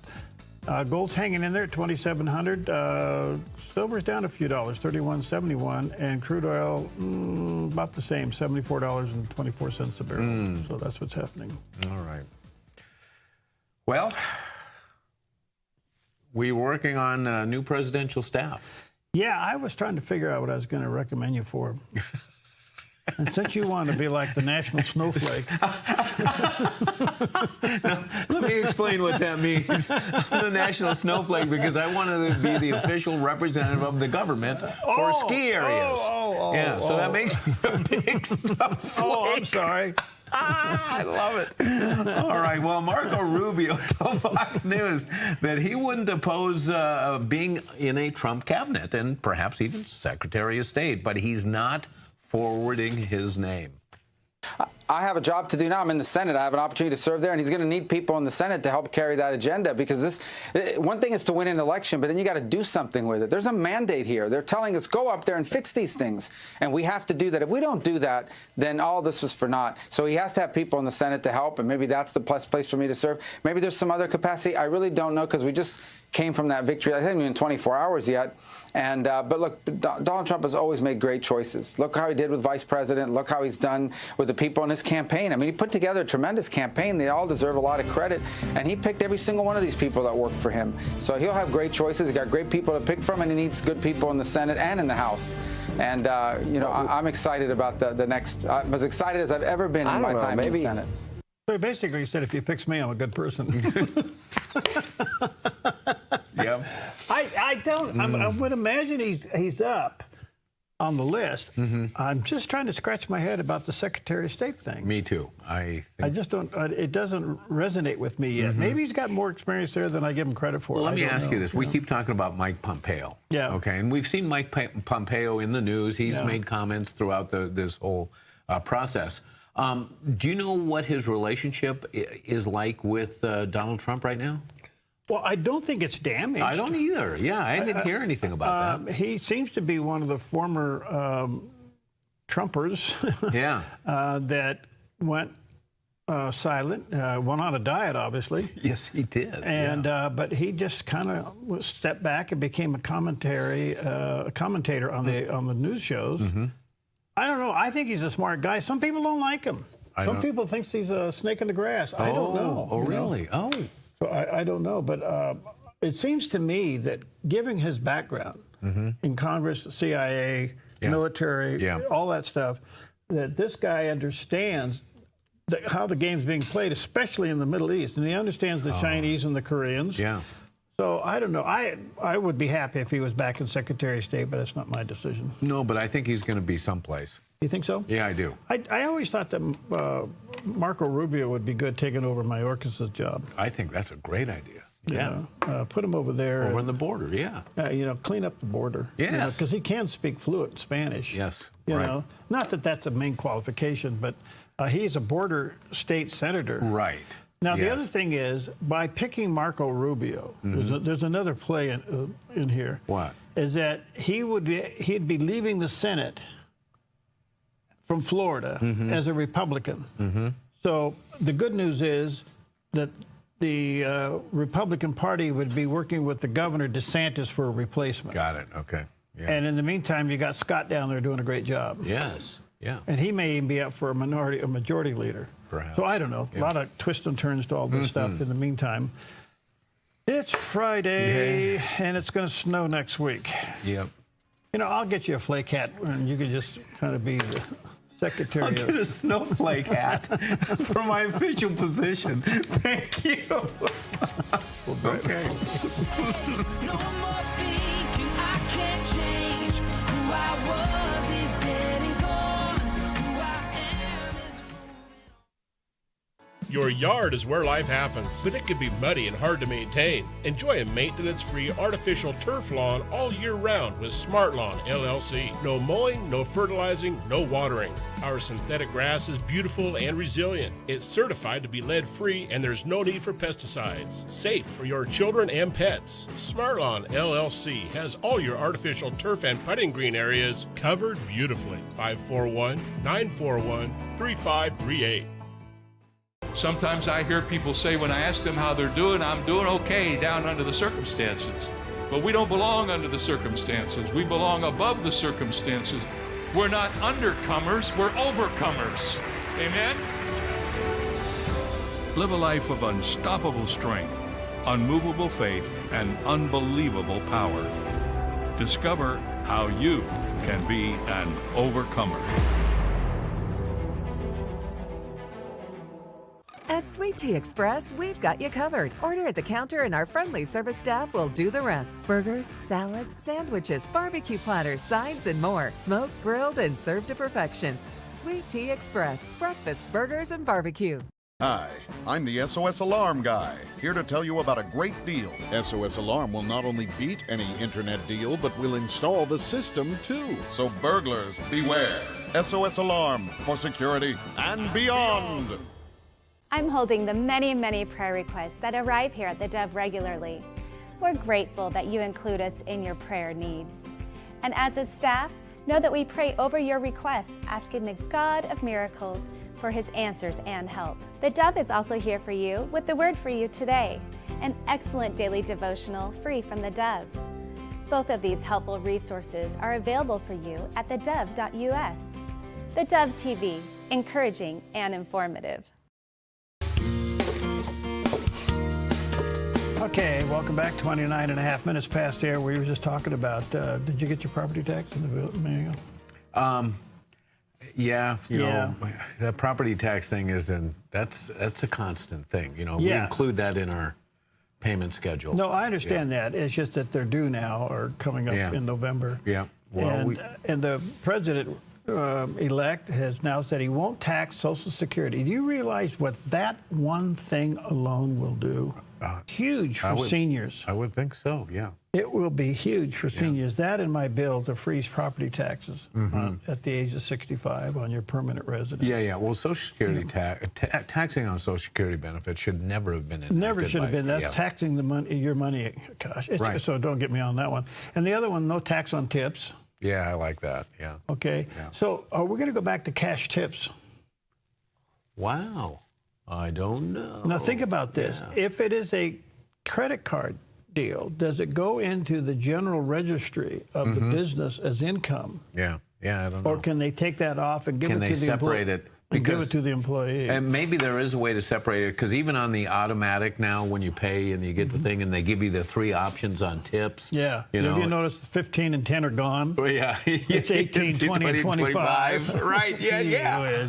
But also that also brings up the subject of tips. When do you tip and when don't you? Because tip options are coming at you for everything. And I saw a meme the other day. A guy says, if I am standing at a counter when I make my order, I'm not tipping. Yeah, I think it's intimidation. Yeah. You know? But I think that's a great idea. And in fact, Donald Trump's idea on to take the tax off tips was so good that she grabbed a hold of it. Well, yeah, it was crazy. Yes. Where are we here? Oh, CBN Newswatch. All right, CBN Newswatch. We're at that time now where the next couple of days, and perhaps through the weekend, could be very critical in the Middle East now that Donald Trump has won the election. He's not president yet, but he's won the election. What does all this mean? Let's check in with CBN Newswatch. This is CBN Newswatch. We begin this half hour in the Middle East. Israeli soccer fans attending a game in Amsterdam where they were violently attacked and threatened by a giant mob of Muslim immigrants armed with knives and clubs as they left the event. CBN News Middle East correspondent Julie Stahl has more from Jerusalem. Israeli soccer fans in Amsterdam to watch a game were violently attacked and threatened by a giant mob of Muslim immigrants armed with knives and clubs as they left the event. The Israeli government is sending flights to rescue Israelis who are said to be hiding in their hotels after the brutal attacks. Israeli media and social media exploded with coverage and outrage about the attacks, which are being called a pogrom, an organized massacre of an ethnic group, like the Nazis carried out against the Jews in the 1930s. Thursday's attack happened just days before the 86th anniversary of Kristallnacht, when the Nazis launched multiple pogroms against Jews. Prime Minister Netanyahu says he views with utmost gravity the planned anti-Semitic attack against Israeli citizens and requested that security be increased for the Dutch Jewish community. He spoke with the Dutch Prime Minister, who posted on X, calling the attack completely unacceptable anti-Semitic attacks on Israelis. Some media reports say there were signs of tension even before the attack. The Times of Israel reports video on social media showed Israelis chanting against Arabs and Palestinians in the city and pulling down a Palestinian flag, apparently before the violence, and that pro-Palestinian anti-Israel activists claimed that Israeli fans were the first to harass and engage in violence. Newly appointed Foreign Minister Gideon Saar is traveling to the Netherlands to handle the crisis. Deputy Foreign Minister Sharon Haskell says many are hospitalized. I call on the Dutch government to arrest and prosecute all those involved, and we have information from social media leading to those radical Islamists who went hunting for Jews. She challenged Europe to take action. I call on Europe and the world to act more aggressively to combat anti-Semitism. This is your responsibility. Israeli Jews being attacked by a violent mob in the heart of Europe is something no one should stand. If we fail to act, it will only get worse. And the National Security Council issued a new warning to Israelis and Jews in the Netherlands to avoid movements in the street and lock yourself in hotel rooms. The externalization of Israeli and Jewish symbols must be avoided. The latest violence has once again focused Israeli fears on the rising tide of international anti-Semitism. Julie Stahl, CBN News, Jerusalem. Wow, thanks, Julie. Chris Mitchell is with us now from Jerusalem. Chris, this is hard to watch. You feel like you're watching a World War II movie or something. Tell us, what memories are these attacks, these images in Amsterdam evoking in Israelis and the Jewish people right now? Yeah, certainly memories of what happened in the 1930s in Germany. The name that comes up, the word is called pogrom. It's really a chilling word in Jewish history. It comes from pogroms or attacks on Jews in Russia in the 19th and 20th century. That's when Jews were murdered, raped, looted. They stole their property simply because they were Jews. And also Kristallnacht that Julie reported in her story. That actually, the anniversary is tomorrow and Sunday. That was in 1938. They call it Kristallnacht. That's German for Night of the Broken Glass, where throughout Germany, Austria, parts of Czechoslovakia, there was organized violence, but it was under the guise of being spontaneous by the SS. They destroyed hundreds of synagogues, shattered about 7,500 Jewish-owned businesses. Many were injured, at least 90 murdered, but expected that many more had been murdered. And at that time, Wendy, they arrested up to 30,000 Jewish men. That was really the beginning of a dramatic rise in anti-Semitism that led to the final solution of the Holocaust. So these are some of the things that these memories evoke in the Jewish people and here in Israel. Chris, what does this tell us about the situation for Jews in Europe right now? It's a very dangerous situation, Wendy, in many parts of Europe. Just a couple of months ago, we interviewed a member of Belgium's parliament, and he gave a sobering message about the plight of European Jewry. He said there's open anti-Semitism in the media. Online people, he says, are not ashamed to say that the Jews are responsible for all the evils of the world. He also made the point that Iran presents a clear and present danger to European Jews. He says that Iran is trying to attack Jewish sites around the world, around Europe, looking for a weak spot in its war against Israel. And some people are reporting that last night's attack, that Iran was behind that. But also, there's radical Muslims in European communities all throughout Europe. A couple of years ago, we were in Belgium. There was one neighborhood that we were told not to go because it was too dangerous for anybody who was not a Muslim. And this member of parliament was calling on other members of parliaments around Europe to really protect Jewish communities, just like the deputy foreign minister did in Julie's report. Hard to believe. Just out of the blue last night there in Amsterdam, the soccer team, Jewish soccer team, gets clobbered, and hundreds of them got hurt. And it was a flat-out attack. And I don't know, you got to be careful with the tension. This is the heart of Europe now. Yeah. This is scary stuff. Yeah. Anyway, continue to prayers there and wisdom. All right, good morning to you. A guy that is getting happier by the day. Does the weather here. High pressure will keep things clear and dry until the next front moves in over the weekend.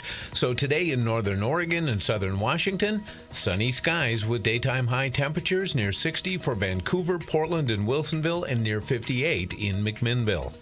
Moving down the Willamette Valley, partly sunny with daytime highs in the low 60s for Salem, Albany, Corvallis, and Eugene, with some early patchy frost around Corvallis and a calm wind. Another day of sunny skies over central Oregon with daytime high temperatures near 64 in Prineville and low 60s for Bend and Sun River with a light south wind. Over in Boise, Idaho, sunny with a high in the low 50s.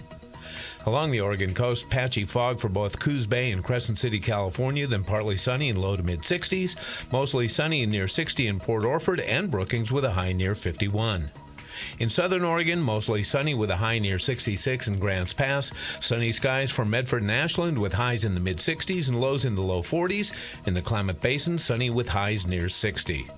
Into Northern California, sunny and low 60s for Wairika.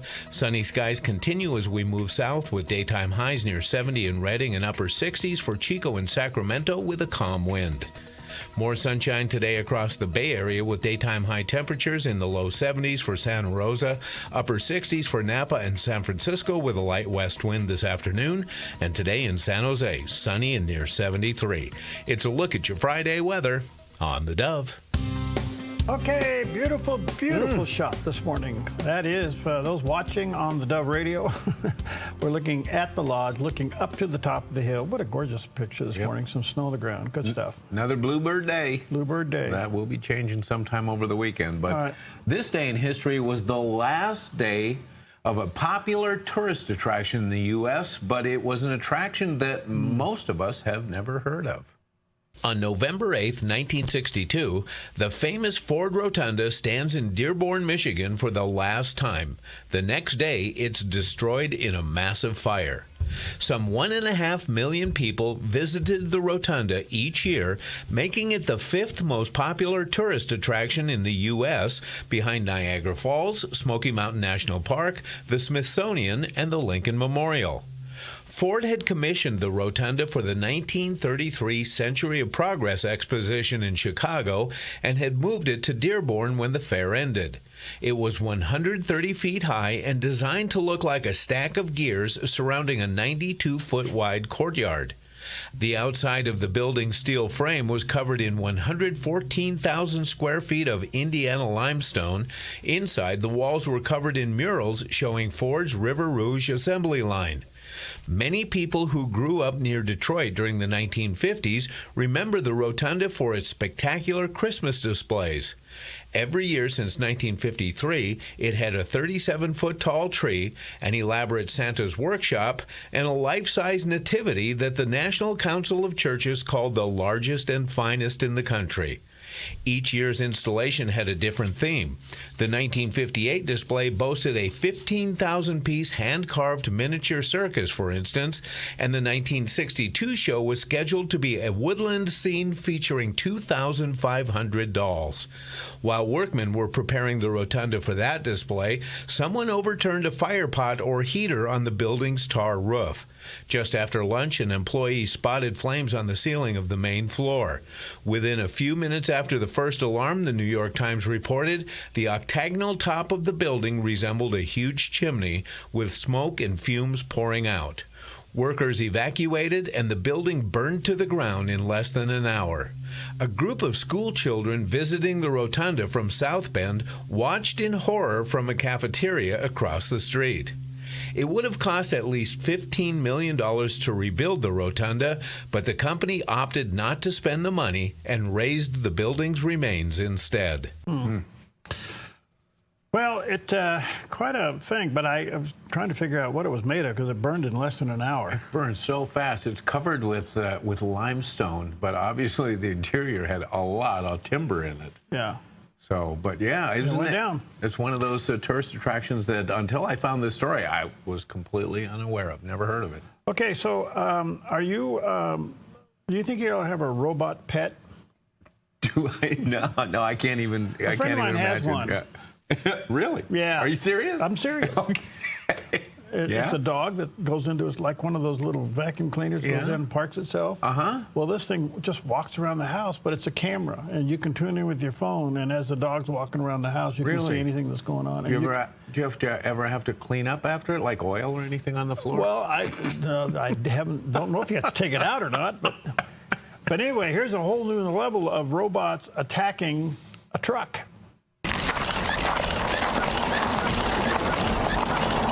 Yeehaw. Your weapon, sir. Thank you, steward.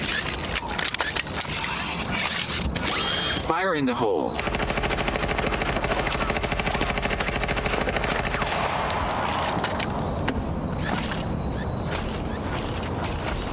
I'm alive. Awesome. Way to go. We did it, steward. All right, so three robots. One walks up, gives the other one the gun. The gun shoots the truck. The truck, which is Elon Musk's Cybertruck, the Tesla truck, a bulletproof Tesla truck. And the robot inside the truck gets out and said, "I'm alive." Hey, Scotty, were these Elon Musk robots? Yeah, they were. Yeah, all right. This is scary. Well, that's who you put on a spaceship and send to Mars. Yeah. You put these guys on a spaceship and send them to Mars. They can walk around up there for a long time and say all kinds of stuff. Give them automatic weapons and send them up. Yeah. How would you? Let me ask you this: how would you feel if you're on a site like this, and a robot whips out an automatic weapon, engaged, and starts firing it? Would you be looking to duck? I don't know what I'd do. I don't know. Could this be the new level of police work? It's RoboCop playing out right in front of our eyes. Yeah. Yeah. So these are cop drones. Cop drones? That's crazy. Oh, man. All right, we'll be right back. Okay.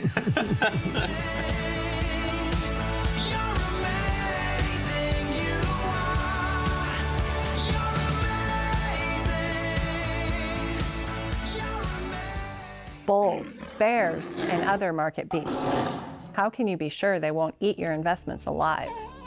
I'm Michelle Slate. Lighthouse Financial shines guiding light on retirement, investing, and insurance. As you navigate the stormy seas of investing, Lighthouse stands out as a beacon of hope, offering you wise counsel and biblically responsible investing. Lighthouse Financial. Call us today, 541-494-1034. Have you seen Mornings on the Dove? How are you at coping with challenges in your life? Is your fuse short? Is your fuse long? How does it work with you? Listen, but when I get home, I've redefined challenged every day. Do you? Yeah. Yeah? Mm-hmm. Okay, I can't wait to hear it. I think I'm challenged. Okay, I know you are. Life's too serious. Add some fun to your morning. Watch Mornings on the Dove, 6 to 8 a.m. The Bible, when you think about it, is the ultimate group project. Think about this. It was written by over 40 different authors over a period of 1,500 years.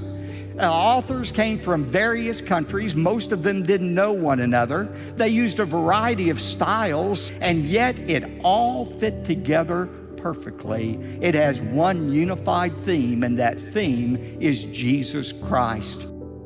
Hello, my name is Todd Friel, host of Wretched TV, seen right here on Dove TV. Some people say Wretched. That's a perfect name for the contents of the TV program I host. We call it Wretched because we understand we're wretched sinners in need of an amazing Savior, and we have one. Would you like to grow in your knowledge of Jesus Christ? We invite you to join us for Wretched. Weekdays and weeknights on the Dove TV, encouraging and informative. All right, good morning to you. A quarter before the top of the hour, and RFK Jr. really shook up the campaign cycle this year. Got booted out of the Democratic Party, iconic name with Democrats, Kennedy. Yeah. He goes over and does his own thing for a while as an independent, doesn't really go anywhere, and then he decides to stop his campaign and endorse President Trump. When he made the endorsement, that speech, we learned something about this man that we didn't know. Now, I don't agree with all his policy, but man, he brought to light something that I think we all know about, but didn't know how to articulate it. Yeah. And that is, he wants to go after the food industry and clean it up. He's even talking about maybe it's time to eliminate the FDA. Wow. Anyway, here's a little bit of a video that he put together on this topic. Let me show you what I mean. Doritos, Cheez-Its, Cap'n Crunch, gummy bears. Everyone knows that these are junk foods, so maybe you wouldn't be too surprised to see that the ingredients include a lot of poisons, including a harmful yellow dye called tetrazine, or yellow dye number 5. What you may not know is that this dye was originally made out of the sludge that's left over when you turn coal into coke for blast furnaces. It's called coal tar, and I've actually sued many big industries for legacy contamination of coal tar all around the country because it's so toxic and it's so harmful to the environment and human beings. A century ago, it was just an obnoxious industrial byproduct that everybody was trying to figure out ways to get rid of. One of the ways that they did that was by paving roads. But then a British chemist figured out that the coal tar could be used to derive fabric dye. And if fabric dye, why not food? Food manufacturers began using it to cover up the discoloration of low-quality foods that they wanted to pass off on unsuspecting customers. They didn't know back then that this yellow dye, tartrazine, causes tumors, asthma, developmental delays, neurological damage, ADD, ADHD, hormone disruption, gene damage, anxiety, depression, intestinal injuries. Well, we know it now. We've known this for decades. That's why tartrazine is heavily restricted in other countries. In some countries, foods with tartrazine have a warning label that it may cause ADHD in children. Today, it's made from petroleum, not coal tar. Either way, it's crazy to add this to your kids' favorite foods. It doesn't even change the flavor. This yellow dye isn't just in junk food. It's in the foods that we consider healthy. It's in everyday kids' snacks like popcorn, mac and cheese, fruit snacks. It's in sports drinks like Gatorade and so-called vitamin water. It's even added to chicken broth, to corn, to pickles, to mustard, and to yogurt. And so, of course, our kids get sick. And we lovingly feed them chewable vitamins which have, surprise, tartrazine. And so the cycle continues until the coughs and asthma kick in, at which point you go to pick up some cough syrup. And yeah, you guessed it, tartrazine. Wow. Look, he's spot on. Wow, yeah. Now, did you know that some of the additives in our food is not even allowed in Europe? Right, yeah. Ketchup being one of them. I mean, you can, and there's a long story on that one. Yeah, there is a long story because our ketchup is significantly different than the ketchup they use in No Europe. question about it. Yeah. So I think he's onto something. I think that President Trump probably will appoint him to do this. And he's doing it for the health of it. There's something about this man that is so unique. I'd love to interview him. Yeah. There's something about his personhood that has caused him to take a bold step and take the heat. stand up for a conviction. Yeah. It's inspiring to me. Yeah, so it really I will look is. at that. All right, I got some great guests coming up a little bit later on, but what do we got here with people? We got about 12 million people in the United States are colorblind. And today we see the moment that a man became overwhelmed with emotion after trying on colorblind glasses for the very first time. Okay, everyone, I am colorblind. I've got my colorblind glasses clip-ons. I'm fixing to see what y'all see. Chris Sipe, age 47, who has been colorblind his whole life, bought the glasses on a whim without knowing whether they would work. A video shows him trying on the eyewear in his Tulsa, Oklahoma home and immediately becoming captivated by the colors around his living room. He said, "It was so overwhelming to experience for the first time. I wasn't even sure the glasses would work, so to have everything change so much was crazy to me. It felt like a big light had been turned on and everything was illuminated." Picking out the most colorful film he could imagine watching on his high-definition TV, Chris was delighted with the green of the Emerald City in The Wizard of Oz. He explained, "My regular sight, the best way to explain it is that things are a bit duller and I don't see exact colors. To me, a green traffic light just looks like a white light, and rainbows are just a yellow line. I've been like this my whole life, and when I couldn't match colors in kindergarten, my parents realized what was up." Chris now goes about his day with the lenses clipped to the nose bridge of his eyeglasses. He actually doesn't wear them all the time, as he says the intensity of the color spectrum can be overwhelming at times. He said, "If I know something is particularly colorful, I'll flip them on and have a look. The prettiest thing I've ever seen is a yellow fire hydrant. It was just so bright and vibrant." He added, "I also never knew how bright and how blue the sky is, but I take the time to look at it now. Optical technology that translates colors into the eyes of colorblind individuals is becoming more and more affordable."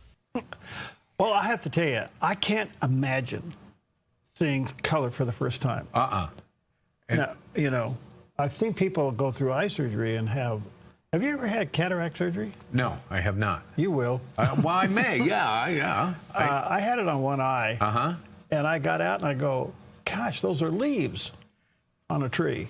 Yeah. Oh, I couldn't. I didn't really? Know, I could see individual leaves on trees, and I go, look at the colors. It's just amazing. Well, that was just cataract. Okay. But can you imagine being totally colorblind and then flipping these things on and then seeing, you know? See what I'm doing here? I noticed. I'm taking a colorblind test. Yeah. That's what this is. Yeah. And I'm acing it right now, but I went to a site looking up how much do colorblind glasses cost. And at this site, where they have a whole bunch of them listed for sale, you can take a colorblind test to see how you fare. But if you want to get a pair of colorblind sunglasses or glasses, it's going to set you back maybe a few $100. Really? Yeah, about $300. You get, I have a pair of glasses on my office when I'm working on the computer a lot. Oh, yeah. You know, I know folks that do that. And they have the blue tint. Okay, yeah. I haven't and done you should that. do that. You know, there is eye strain that comes from screen work. I agree, yeah. Yeah. Yes. So, but anyway. You know what I do when I get eye strain? I take a nap. It's hard to do that when you're driving. Yeah, that's or a good flying point. an airplane. That's a very good point. Yeah.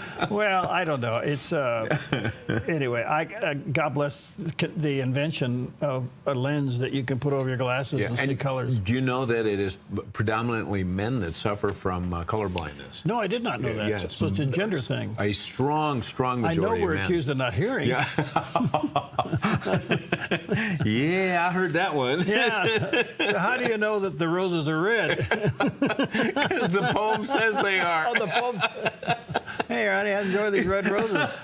They're pink, honey. They're pink. Well, can you imagine, though? I mean, you think about, he mentioned, traffic signals. Yeah. You'd have to memorize them. Green light is You'd have white. to know the order of them. Yeah. I mean, that's... So when you get pulled over by a cop...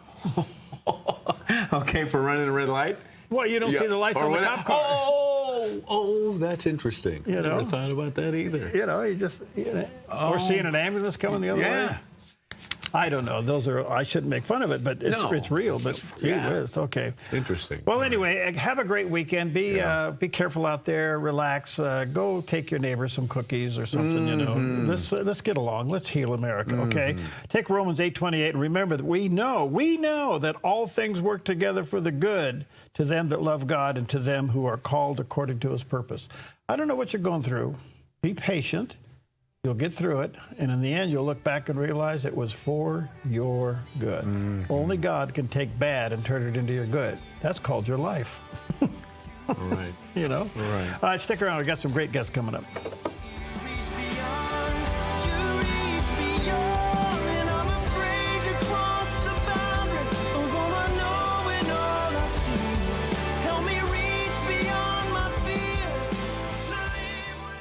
At Sweet Tea Express, we've got you covered. Order at the counter, and our friendly service staff will do the rest. Breakfast served daily until 2 p.m. Breakfast burritos, biscuits and gravy, skillets, omelets, and more. Sweet Tea Express. Don't get caught hungry.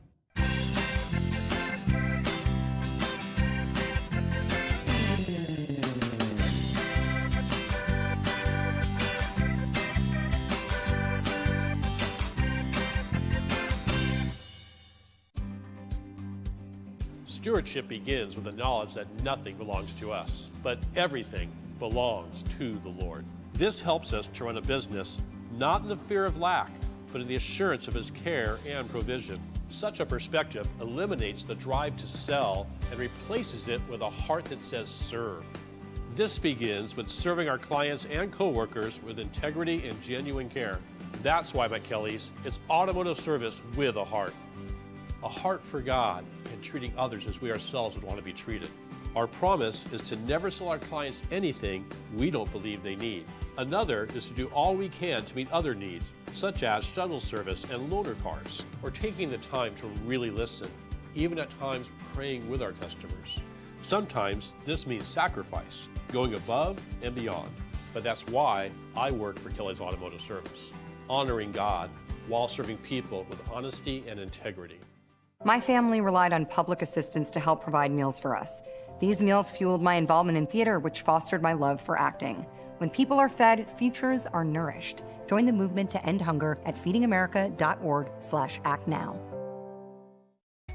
Drugs would get dropped off at the club so I could get high all night, work, make fast money, spend it on drugs, and go do it again the next night.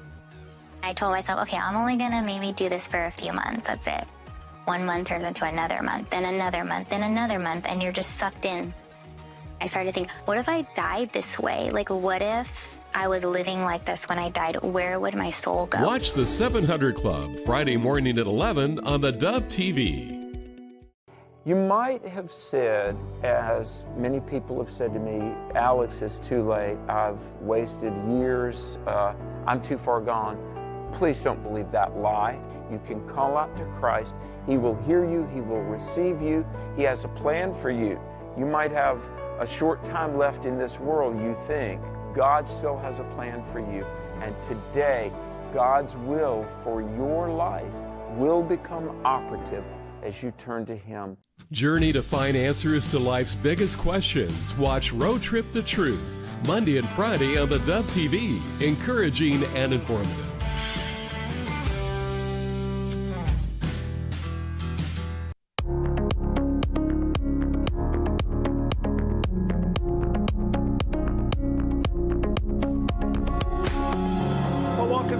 Today, I'm your host, Perry Atkinson, and delighted and timely to have with us Jim Burling. Jim is the Pacific Legal Foundation Vice President of Legal Affairs and the author of a new upcoming book, Nowhere to Live, The Hidden Story of the America's Housing Crises. And there's a picture of the cover of the book, and we'll talk to him about that. It does have its own website, and it's nowheretolive.org. There's the picture of that. And, of course, pacificlegal.org is the website for Pacific Legal Foundation as well. Jim, good to see you, friend. How are you, buddy? Hey, it's great to be with you again. Thank you.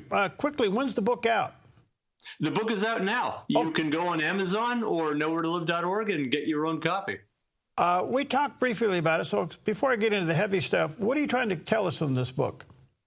I'm trying to tell you that the housing crisis that we have today is a result of one failed government policy after another, whether it is overly strict environmental rules and regulations, whether it's overly strict zoning, rent control, eminent domain abuse. All these government programs combined have caused the housing crisis that we're seeing today.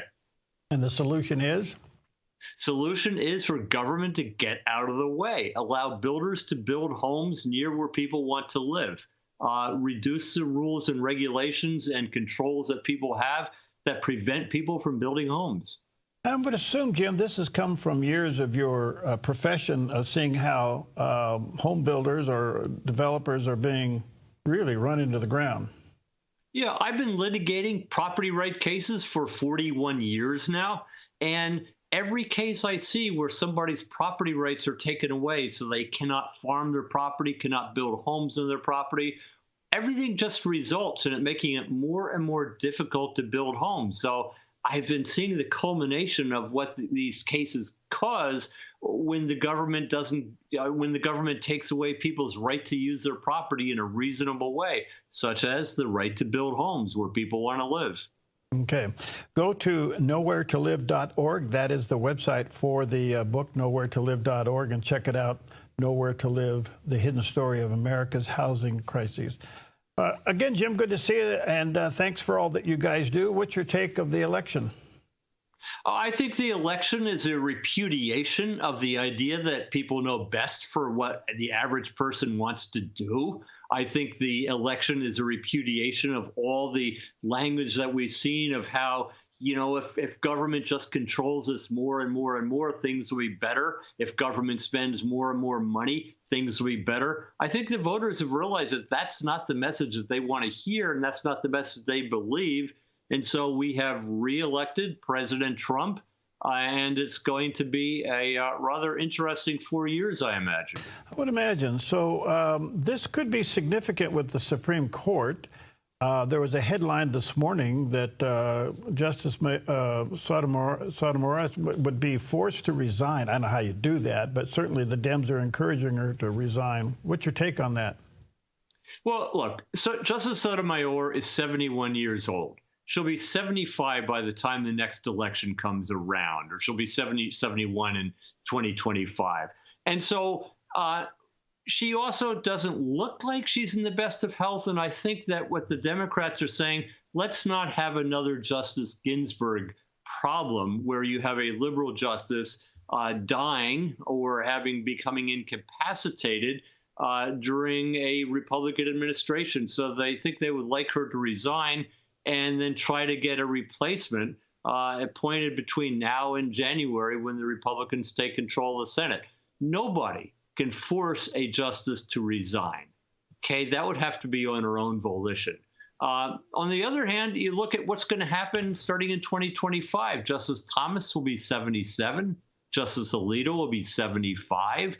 There may be pressure, internal or external, for them after President Trump takes office for them to resign so a younger person can move into their place. It'll be fascinating to see whether they do. There's been all kinds of speculation saying that Alito may very well resign in 2025 at the end of the term, that Thomas might as well. Although Thomas has said he doesn't want to retire anytime soon. He likes his job just fine. Is there time to do a selection, a nomination, and the vetting between now and a new administration? Yeah, theoretically there is. I mean, it would have to be at record breakneck speed. But while the Democrats are in power in controlling the Senate, if they can get all the Democrats to come along, including some independents like Joe Manchin, then they could do this. But I think if President Biden were to, if Justice Ginsburg were to resign, there is a risk that the Democrat Senate would not go along. Joe Manchin has been his own person. It very well may depend on what sort of appointee President Biden would put into that place in the next few weeks or months. Because if it's somebody who's radical on the left, the Senate may just balk at that, even the Democratic Senate. So it would be tough to do it, but not impossible. What do you think about Chief Justice Roberts? Where is he in this possibility? Well, Chief Justice Roberts next year will be 70. He appears to be in really good health. And I suspect that he enjoys his job also and isn't inclined to resign. He doesn't look like he has any health issues. And he has been cementing his legacy, and especially in some of these really big cases in the past few years. And so I think he's going to want to stay on, although it may depend. Because, look, we don't know where the Senate's going to be 2 years from now in the next midterm elections. And it could be a Democratic Senate, which would make it very difficult for a Republican president such as Trump to appoint a good, strong conservative, somebody who believes in an original interpretation of the Constitution. It may be difficult to get that person in place. So Justice Roberts, too, at 70, may see the clock ticking as well. Although, frankly, I can tell you from personal experience, 70 doesn't feel that old. Thank you for saying it. All right. So here comes President Trump back. His first administration, he did a lot of appointments, judicial appointments down the various levels. And so did Biden. What's left to be appointed? I think there are quite a few judges at especially the Federal Court of Appeals levels who have maybe been waiting to see what will happen.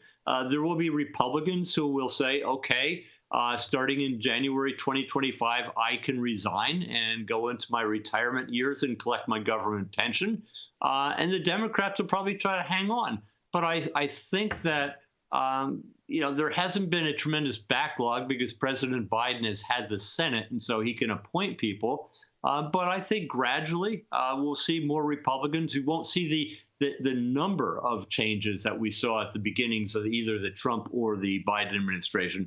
But we'll see some gradual change, some gradual, more you say, conservative nature of some of the courts, and some of the backsliding that some of them seen from going from conservative to liberal will probably obviously be put a stop to. Of course, there could be a flurry of resignations and appointments in the next few months, not only as we just talked about at the Supreme Court level with Justice Sotomayor perhaps, but with a lot of other senior liberal-leaning lower court judges as well.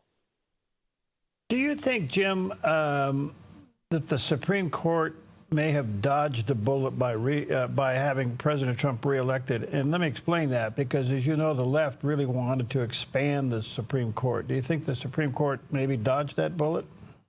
I think for now they have. I mean, it's hard to say whether or not the Democrats actually would have carried through on the packing of the court or imposing some sort of ethical standards that would have required the court to be on a very tight leash and rather afraid of what it's going to do because of the ethical standards that were going to be imposed. The word so much as ethical standards is just interference standards, if you will. Certainly, we're not going to see an attempt to pack the court anytime soon in the next 4 years. There's no way the Democrats could get that through in the next few months, because I think the public would just be up in arms about that. And it wasn't a terribly popular idea, except from the hard left progressives. So I think we're going to see the status quo in the Supreme Court for at least the next 4 years and probably longer after that. Okay, so the new session has started. Does Pacific Legal have a case in front of the court this go around? We don't have any cases that have been accepted yet. We do have some property right cases that we're trying to get to the court to look at questions of some of the COVID shutdowns and some of the impacts that happened to businesses after that. We're looking on defending some cases dealing with affirmative action.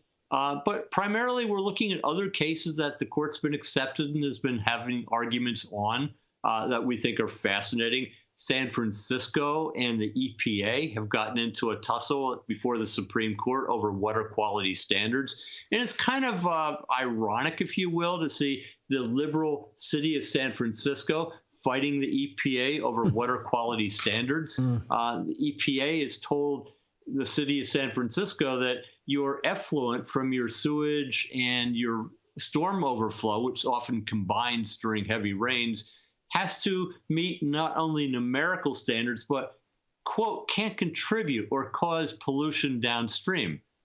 And San Francisco is saying, we have no idea what that means. We have no idea what we have to do to comply with it. And it's impossible for us to know. And we are being sued by the EPA. That could cost us billions of dollars. And so some of the supervisors at San Francisco have told the city attorneys, well, litigate the case, but not too hard. Don't win too much. And so it's kind of funny to see the two liberal icons, if you will, the EPA and the city of San Francisco going at it. Well, it would seem to me that the EPA would have to have some evidence of this, wouldn't they? Well, the EPA is arguing that anything that you discharge could cause pollution downstream into San Francisco Bay or the Pacific Ocean. But what San Francisco is saying that, look, we got multiple sources. We're not the only ones discharging into San Francisco Bay or into the Pacific Ocean. So for us to be held liable, it's being held liable for penalties, civil and potentially criminal penalties, and we don't know if we're doing it in the first place. And so the Clean Water Act was amended way back in 1977 and before that 1972 to get rid of really ambiguous standards that were unenforceable and have numerical standards. And all San Francisco is saying, look, if you tell us don't put in so much bacteria, don't put in so much solid material, don't put in so much of this chemical or that chemical, we can live with those kind of standards because we know what we're doing. But if you're simply telling us not to cause a violation of water quality standards in the Pacific Ocean, well, how are we supposed to do that? So that's the big case before the Supreme Court. Oral arguments were held, and I think that the conservatives on the Supreme Court are going to rule in favor of the liberals in San Francisco. It'll be ironic. You must go home at night and pop popcorn. Absolutely. Let me ask you this. Do you think you've watched your industry, if I can put it that, certainly your career, get challenged at so many levels with lawfare? Now that the campaign's over and all this nonsense has been decided, what do you think happens to lawfare throughout the nation, so to speak? Well, I mean, I hope that we can put this episode behind us where we take our political opponents when they're no longer in office and bring multiple prosecutions against them out of some sense of vindication, which actually turns out to make your political opponents more powerful than they were before because people feel they're being picked on and they're being turned on. So we have Jack Smith's prosecutions. We've all read recently that Jack Smith, because the Justice Department has a policy of not prosecuting a sitting president, is going to drop all or most of those lawsuits. What happens at the level in New York with the Alvin Bragg prosecution or the Fani Willis prosecution in Atlanta, that remains to be seen. But certainly there is no way that in either of those cases, President Trump is going to be arrested and remanded to jail by New York or Georgia authorities. That's just not going to happen with a sitting president or a president-elect. And I think that the taint of these very politically motivated, especially the New York City and the Georgia prosecutions, they just have a real taint. They make us look like a third world country where as soon as somebody leaves office, they're going to be prosecuted for this, that, and the other thing.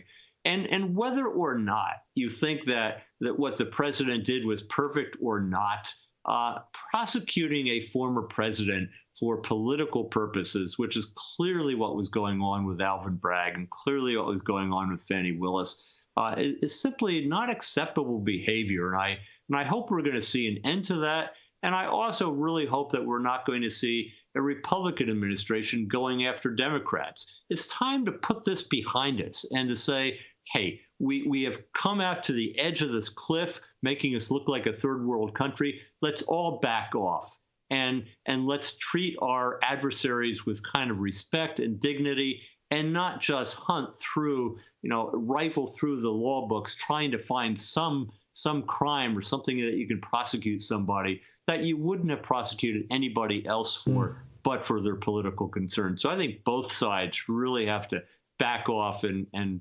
just be adults about this. Well, a big amen to that. That's good stuff. In the meantime, Fani Willis did get reelected. She did. Whoa. So obviously the voters in Atlanta feel that that's what she wants. But Atlanta is not Georgia. And, she may have gotten some political hay out of that, but I don't think the rest of the country is going to go along with that. Yeah. And certainly that her prosecution, now that the president's been reelected, isn't going to go very far. All right, and let me take a quick break. So honored to have with us, very timely, Jim Burling. Jim is the Pacific Legal Foundation Vice President of Legal Affairs. He's got a new book out called Nowhere to Live, The Hidden Story of the America's Housing Crises. There's a picture of the cover of the book. Very, very insightful. And it's available now online. Check it out or go to its website, and that is nowheretolive.org. There's a picture of the website for the book. We'll be right back.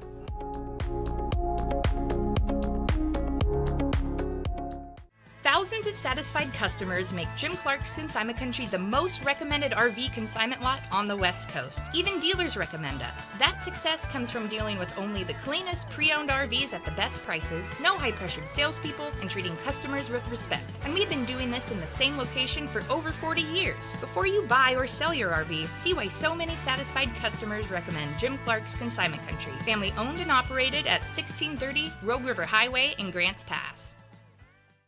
Hello, everyone in Dove Land. My name is Todd Friel, host of Wretched TV, inviting you to join us for Wretched, the TV program I host. If you have evangelism heebie-jeebies, you're terrified to share your faith. We hit the streets, we talk to real human beings about the gospel of Jesus Christ, and you get to be a fly on the wall. We hope you'll join us for Wretched. Weekdays and weeknights on the Dove TV. Every day, thousands of these precious creatures die, murdered because apparently no one wants them, taken with their entire life before them. But in reality, there are many loving people who desire to adopt them, who will take every step to love, care for, and raise your unplanned child in your place as her parents. The Bible says sin is pleasurable for a season, but afterwards comes death. So the devil comes, he offers his good wine, if you will, up front, and then you pay the price for it. God says, for you, the Christian, the best is yet to come. Just keep following me and trusting me, and you will see.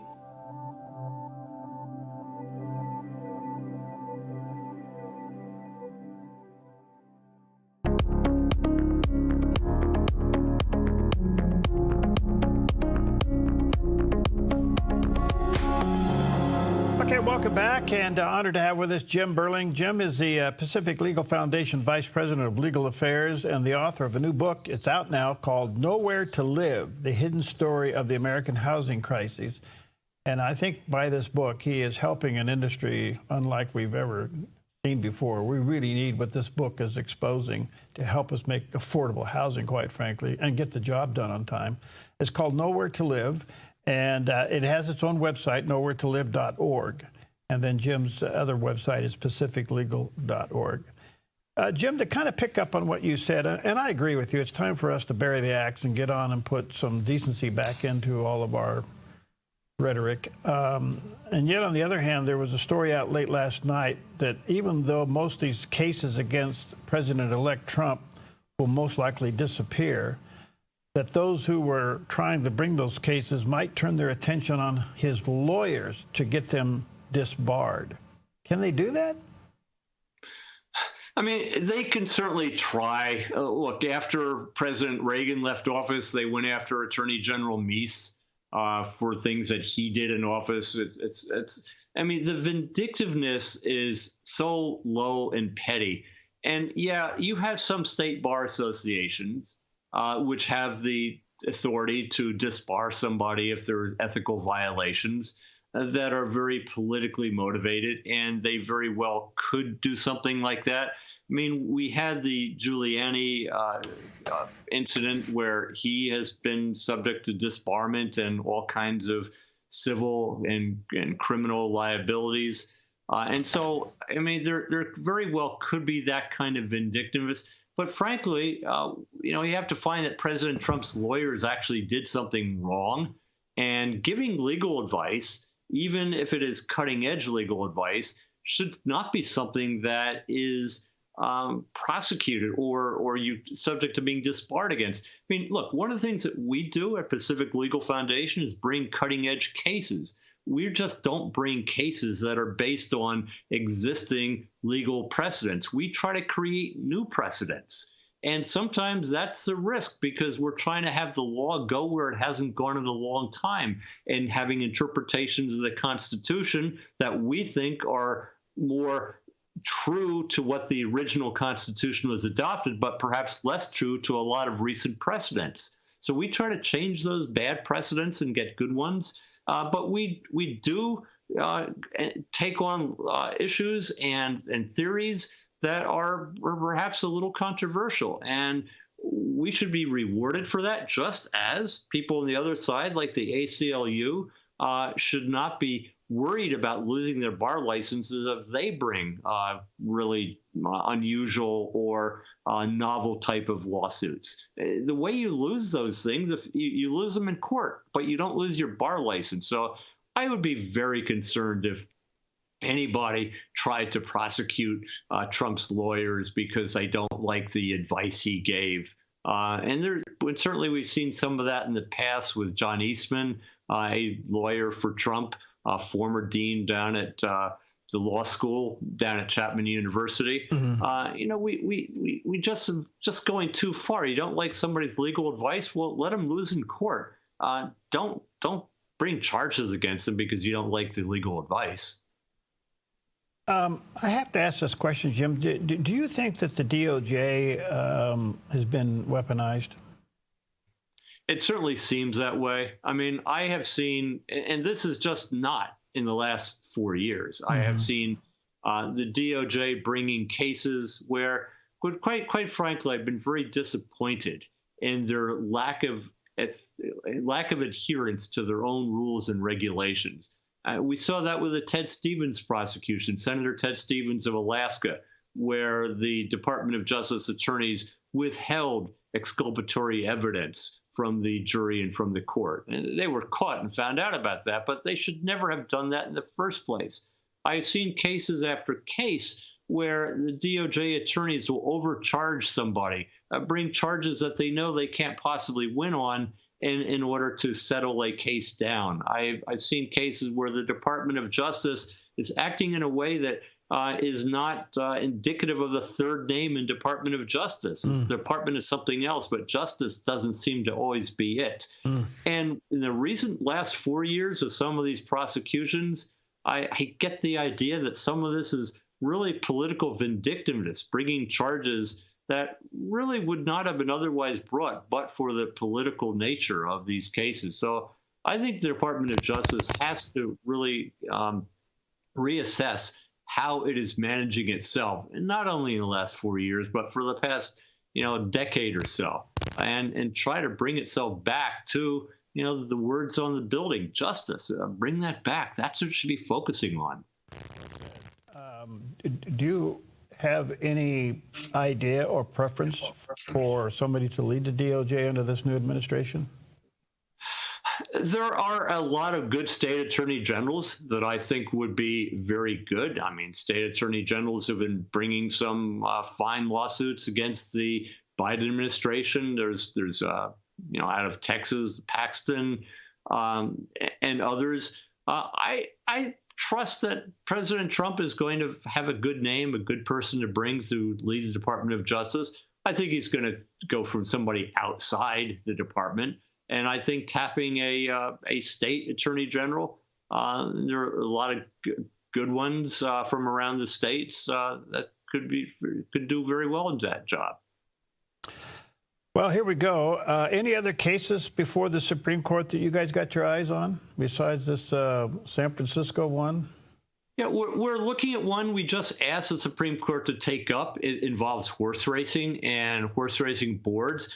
And so this is a case that deals with separation of powers because you have administrative agencies that have certain authority to regulate certain industries.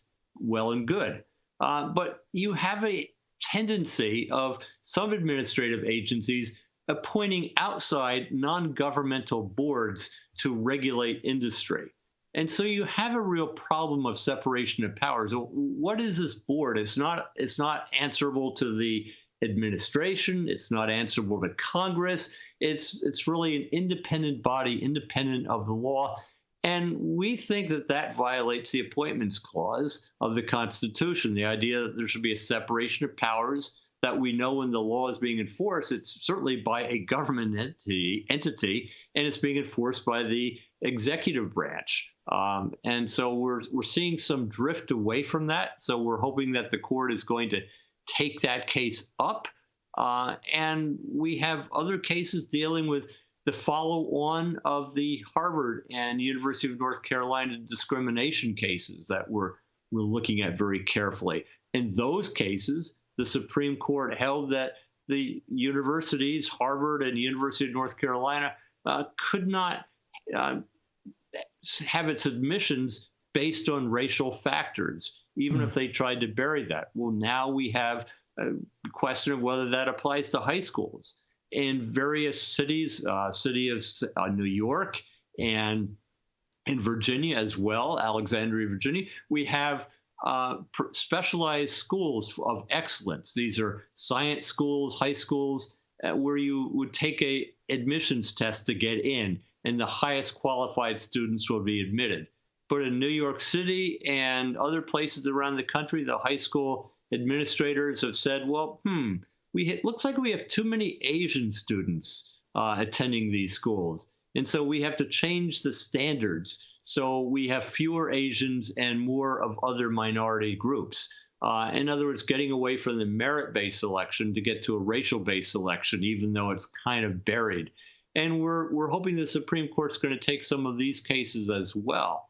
So we have a number of cases that we think the Supreme Court will look at, because when the Supreme Court comes down with a victory of some sort for what I would call conservative or original values in the Constitution, there are always government actors and various states that will try to find a way around those Supreme Court decisions. And we're seeing some of that going along now with some of the gun cases and some of the discrimination cases. So there are quite a few cases. And I should mention one other that we're looking at. Is not one we're directly involved in, but it involves how administrative agencies work. And this is a so-called ghost gun case, the question of whether or not the federal government can regulate the sale of parts of guns that are then put together in a kit. Now, whether or not you think they should be regulated, the question is, did Congress give the agency authority to do that? And for years, the agency said, no, we don't have authority to do that. But they changed their mind and said, okay, now we do have that authority. And the question is, to what degree do we defer to an administrative agency in coming up with its own authority? Last year, the Supreme Court said we're no longer going to have this degree of deference to administrative agencies. Now we have to see what that means in practice in a variety of other administrative circumstances. Wow, you got a lot on your plate that you're eyeballing. Just one quick question, because I got to go, but I thought affirmative action... It was decided, but there are ways around that, because you say, okay, I'm not accepting somebody based on their race, but we're looking at other holistic factors and kind of burying that down. So it's a question of when the rubber meets the road, are they doing what they're supposed to be doing, or are they trying to evade the decision? Does that worry you as a 70-year-old being disqualified? Oh, terribly. Jim, good to see you. Thanks for your time. Let me say to our viewers and listeners, check out his book called Nowhere to Live. There's a picture of the cover of the book on the screen. The Hidden Story of America's Housing Crisis. It is available now online. Check it out, Nowhere to Live by Jim Burling. And it's also the website, nowheretolive.org or pacificlegal.org. Thank you, Jim, for what all you do, and thanks for your time. My pleasure. Okay.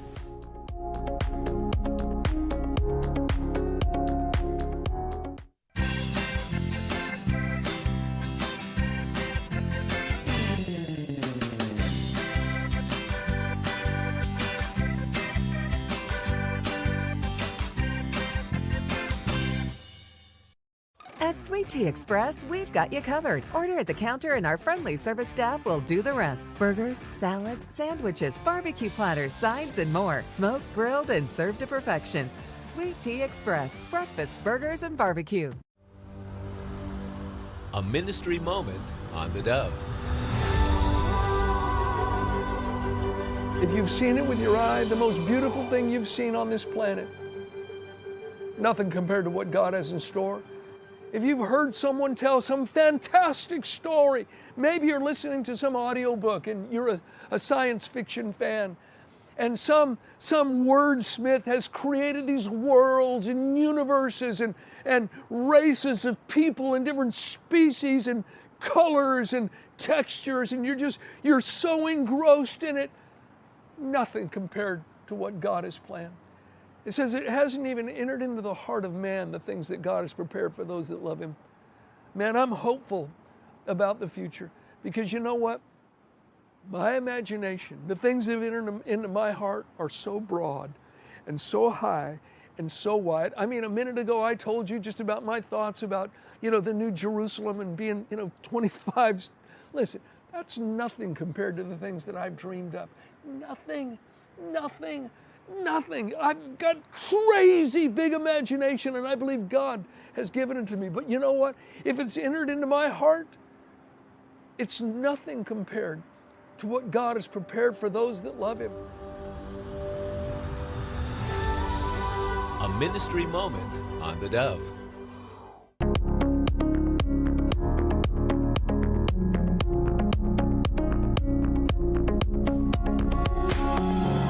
Okay, welcome back. And yes, the professor is back.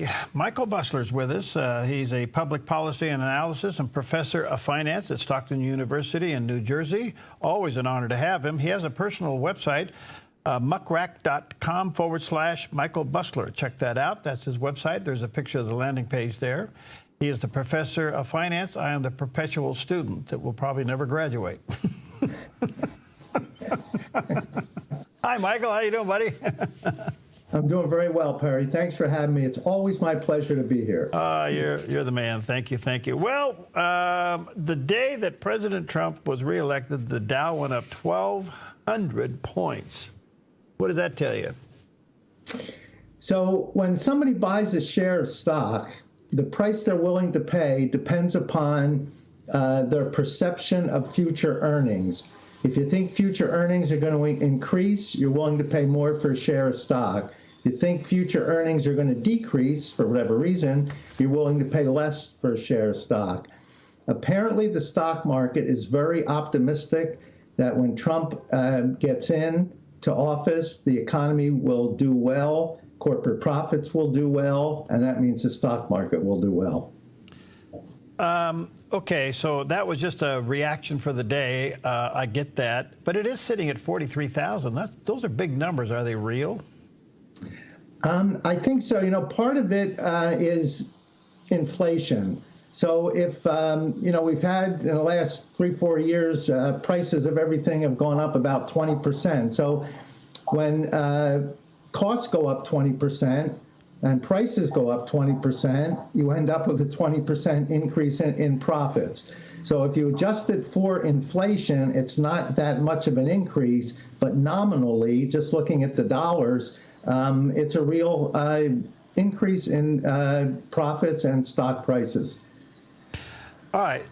One thing that President Trump has done, I don't know if this is a means of intimidation, but he has a record of doing this, and that is threatening countries with tariffs.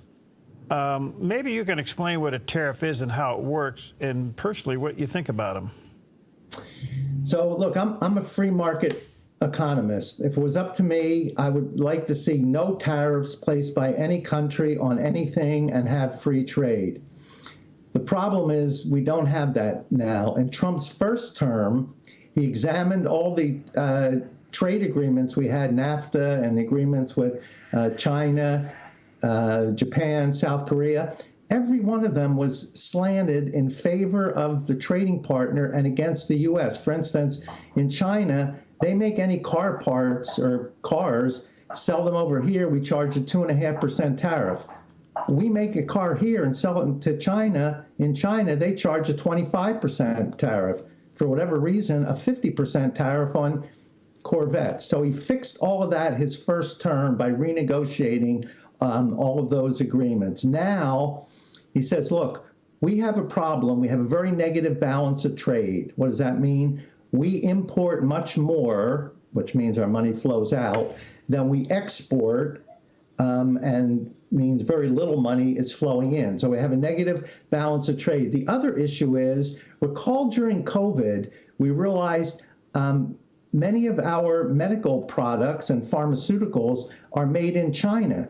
And if for some reason China, who is really an adversary of ours now politically, if they decide to stop allowing goods to be shipped in, we're going to have a problem. I remember during COVID, there was a whole bunch of masks, surgical masks, made in China on a ship to come to the U.S.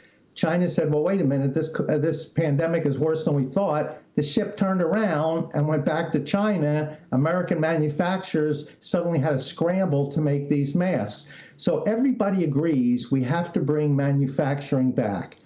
How do we do that? So if it costs $100 to make something here, let's say it only costs $85 to make it in China.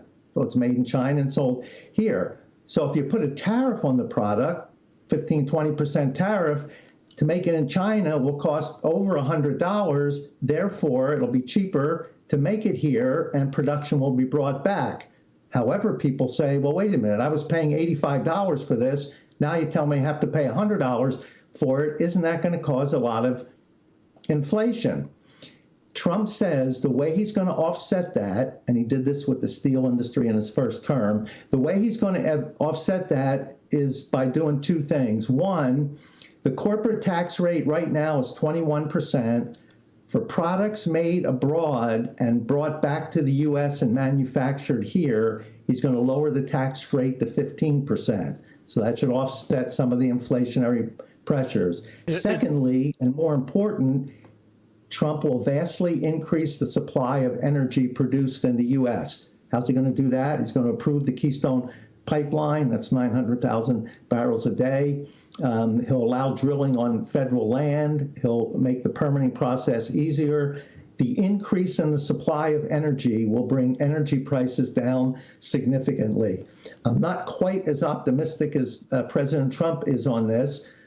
He says he'll cut energy prices in half within a year. I think it's going to take him a little longer to do that. But nonetheless, he's going to bring energy prices down. So he says, even if it's more expensive to make it in the U.S., by reducing the tax rate they pay and by making energy prices cut in half, reducing the cost to manufacture, he should be able to offset any inflationary impacts of bringing the manufacturing back to the U.S. Now, he'll cite what he did during his first term. U.S. Steel, not the company, the amount of steel made in the U.S. was relatively low because it was so much cheaper to make it abroad. He put a 25% tariff on steel made abroad, which raised their price. It was then cheaper to make U.S. steel. Why wasn't that inflationary? To produce steel it consumes a lot of energy.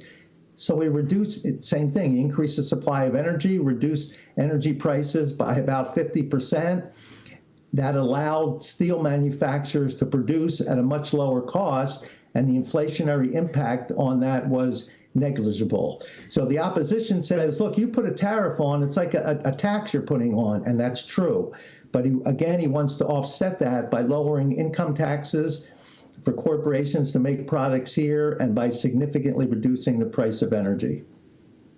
So just with the corporate tax for a moment, 21% reduced to 15%. Is that contingent upon them coming back, or is he just doing that for all American companies? It hasn't been put forth exactly what the plan will be, but it's initially the idea was only on manufacturing that was produced in outside the U.S. If you're bringing it back to the U.S., any profits you make on that will only be taxed at 15%, not 21%. That should help keep prices down. But overall, corporations that are inside the United States doing business, will they get lowered? His plan is to leave that at 21%, although he would like to reduce all corporate taxes down to 15%. He also wants to bring the capital gains tax down to 15% too. I don't know how successful he'll be with that. Fortunately, he has a Senate that's majority Republican. The House of Representatives, we're not quite sure, although it's leaning to have a slight majority of Republicans. If he's able to get both houses of Congress to be Republican, he'll be able, at least in his first 2 years, he'll be able to get a lot of these things through. Remember, President Trump does not favor high taxes. He wants to extend the tax cuts passed in 2017, which will expire in 2026 unless they're extended. Those tax cuts, in my opinion, were very fair. They reduced everybody's tax bill by 10%. So whatever you were paying, everybody's tax bills went down by 10%, except for he did do away with the state and local tax deductions. So some of those people, like in New York and New Jersey where I live, some of those people did not see much, if any, of a tax cut. But everybody else saw a tax cut. He wants to extend those tax cuts. He wants to stop taxing people that rely on tip income, which is very difficult to determine what the tax bill is anyway, but he wants to do away with that. He wants to encourage people to work harder, to work more. So if your company offers you overtime, he's not going to tax any overtime.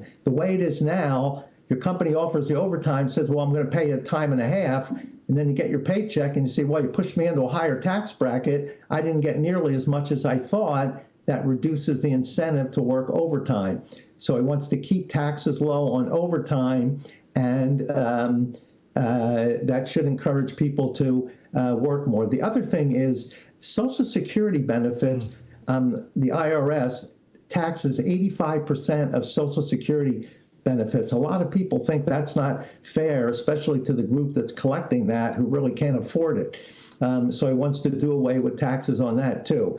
His whole idea is to keep tax rates as low as possible, not tax revenue. If you lower the rates and it encourages a lot more activity, you may bring in more money at the lower rate, but taxing more dollars than you did at the higher rate and taxing less dollars. So generally, he wants to keep taxes as low as possible. Now, people say back to me, well, wait a minute, we have huge deficits in the budget. If he reduces taxes and tax revenue stays stagnant or doesn't go up very much, isn't that going to increase the deficit? And the answer is, the reason the deficit is so high is government spending has exploded. In the last 5 years, 2019, the government was spending about $4.8 trillion. 2024, they're spending over $6 trillion. So the idea is not to get rid of the deficit, reduce the deficit by raising taxes. The idea is to reduce the deficit by reducing government spending. He claims there's a lot of waste in that. I think just this morning or the other day, Elon Musk, who I think Trump's going to put in charge of efficiency, he says he can knock off 15-20% of government spending without having any negative impacts just by reducing some of the waste that we've been seeing. All right, you got a lot there. I want to come back and unpack it, but just one quick note. Not taxing Social Security, that's going to be a huge economic bust, don't you think? Or boost? It'll be a big boost and a big help to retirees. who really need it. Now, the retirees, their income is relatively low. So even though they're taxing it, they're in a very low tax bracket, probably 10%. So I don't think it will have much of a negative impact on tax revenue. But as you just pointed out, the people on Social Security will have more money to spend, and that will tend to stimulate economic activity. I think that's a great idea. All right, let me take a quick break. Professor Busler is with us today. He's a professor of finance there at Stockton University in New Jersey. He also has his own personal website, muckrack.com/Michael Busler. And there's a picture of the landing page. We'll take a quick break. We'll be right back.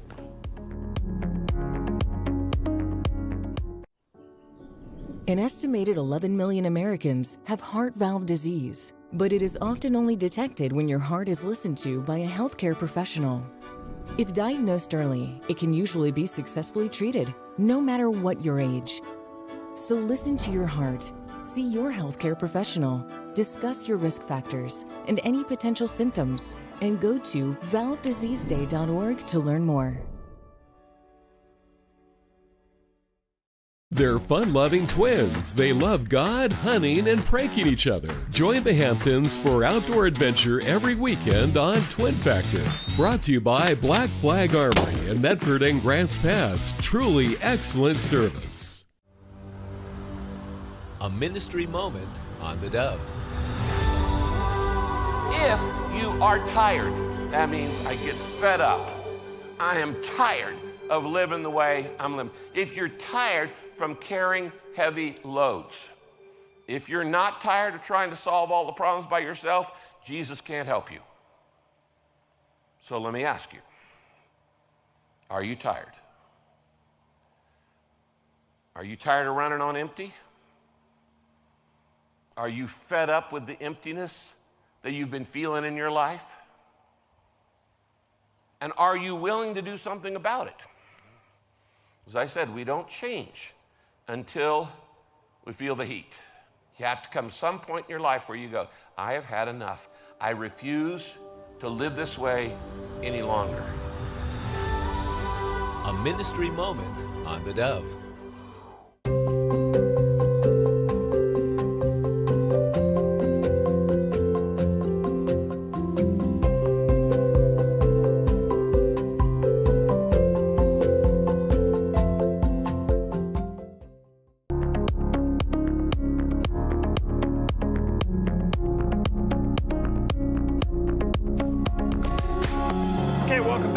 Professor Michael Busler with us today, professor of finance there at Stockton University in New Jersey. He does have a personal website, muckrack.com/Michael Busler.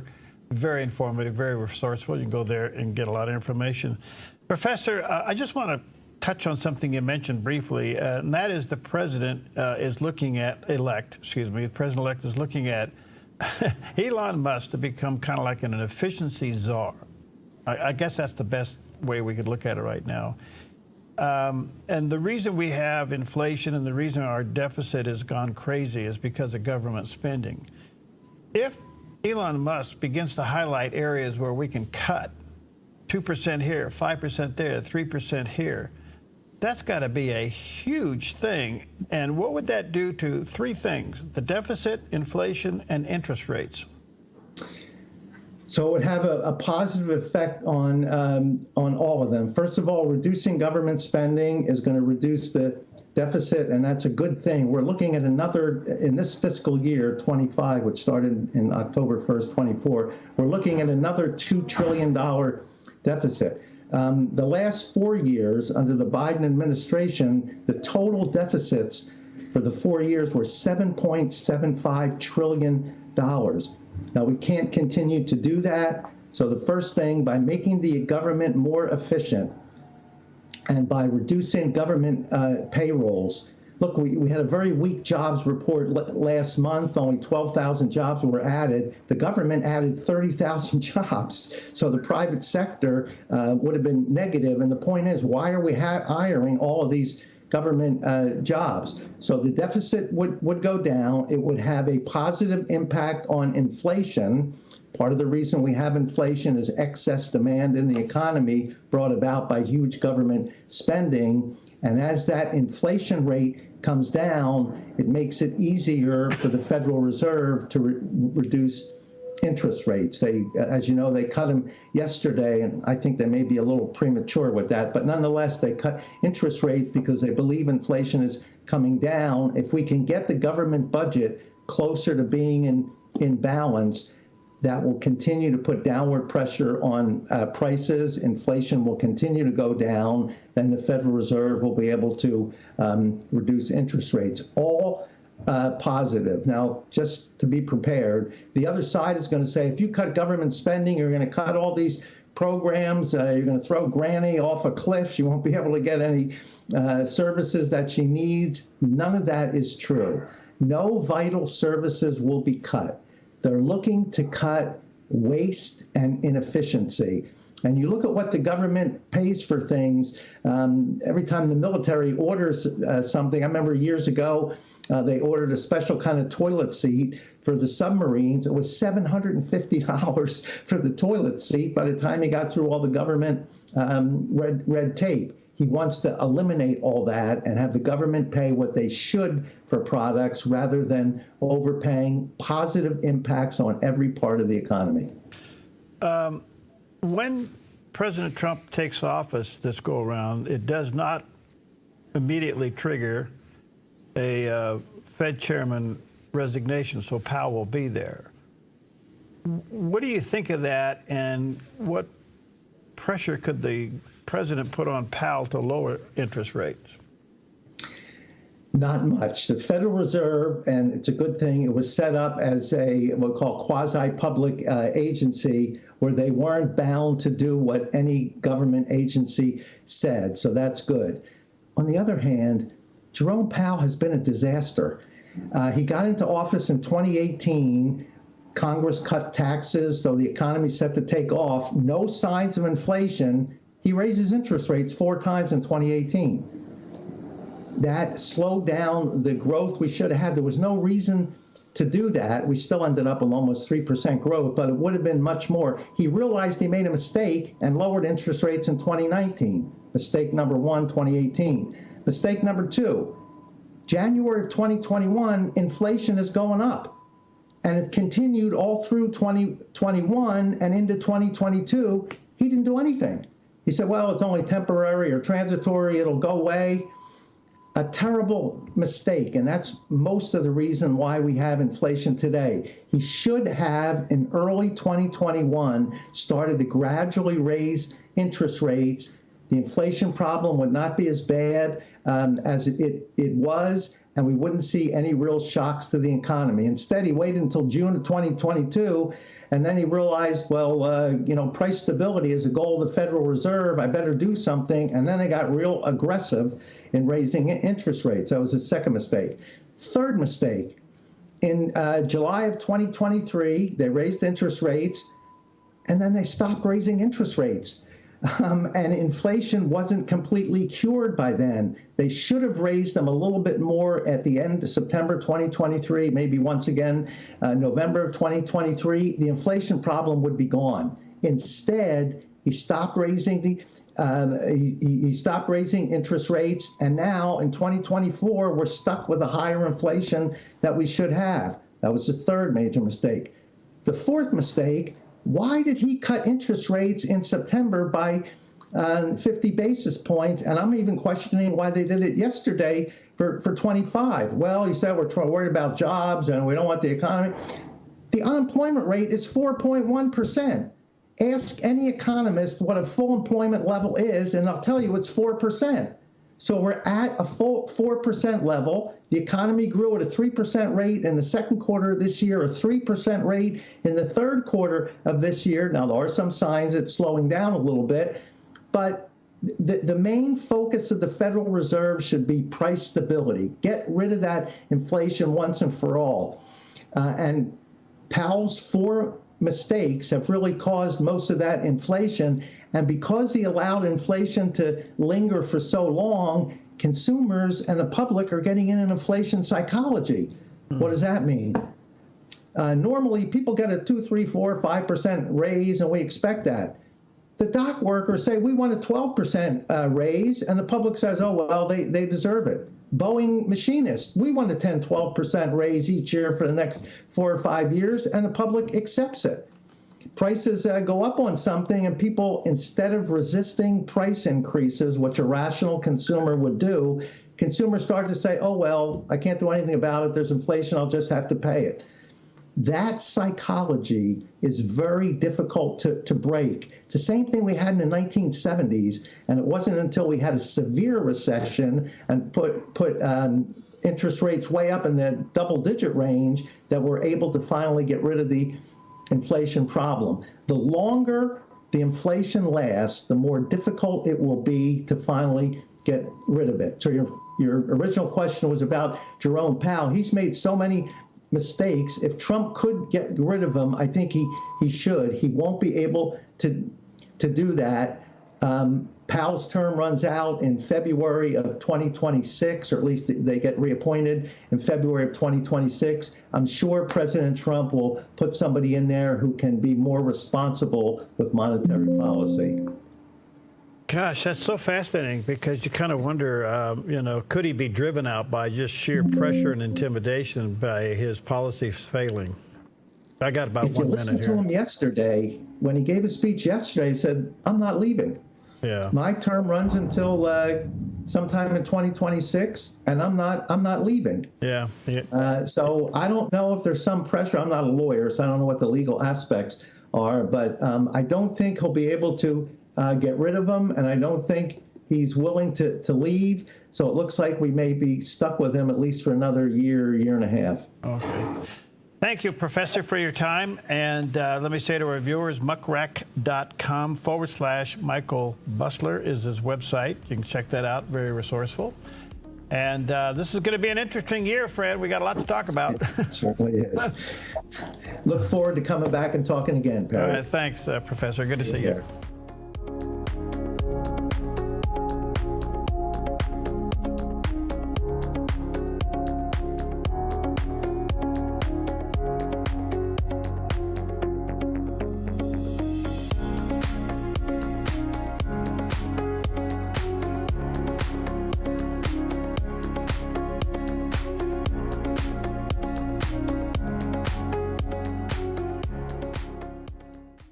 Worried that inflation might burst your retirement bubble? I'm Michelle Slate. Lighthouse Financial shines guiding light on retirement, investing, and insurance. Helping you navigate the stormy seas of retirement, Lighthouse stands tall as a beacon of hope, offering you wise counsel and biblically responsible investing. Lighthouse Financial. Call us today, 541-494-1034. Come fall in love with Northridge Senior Living, where contemporary sunlit interiors meet old world elegance. Walk through our lovely hallways and enjoy the fun staff-led activities. Forge lasting friendships with other residents and our exceptional caregivers. Dine in style. Gather near the fireplace under breathtaking chandeliers. Our reasonably priced apartments are spacious with private balconies. Northridge is Christian-owned and operated, pet-friendly, and only 2 blocks from Asante Rogue Regional Medical Center. On-site 24/7 in-home care is available. We also offer senior adult daycare where your loved one can spend the day with us and the evenings with you. Northridge Senior Living, your home.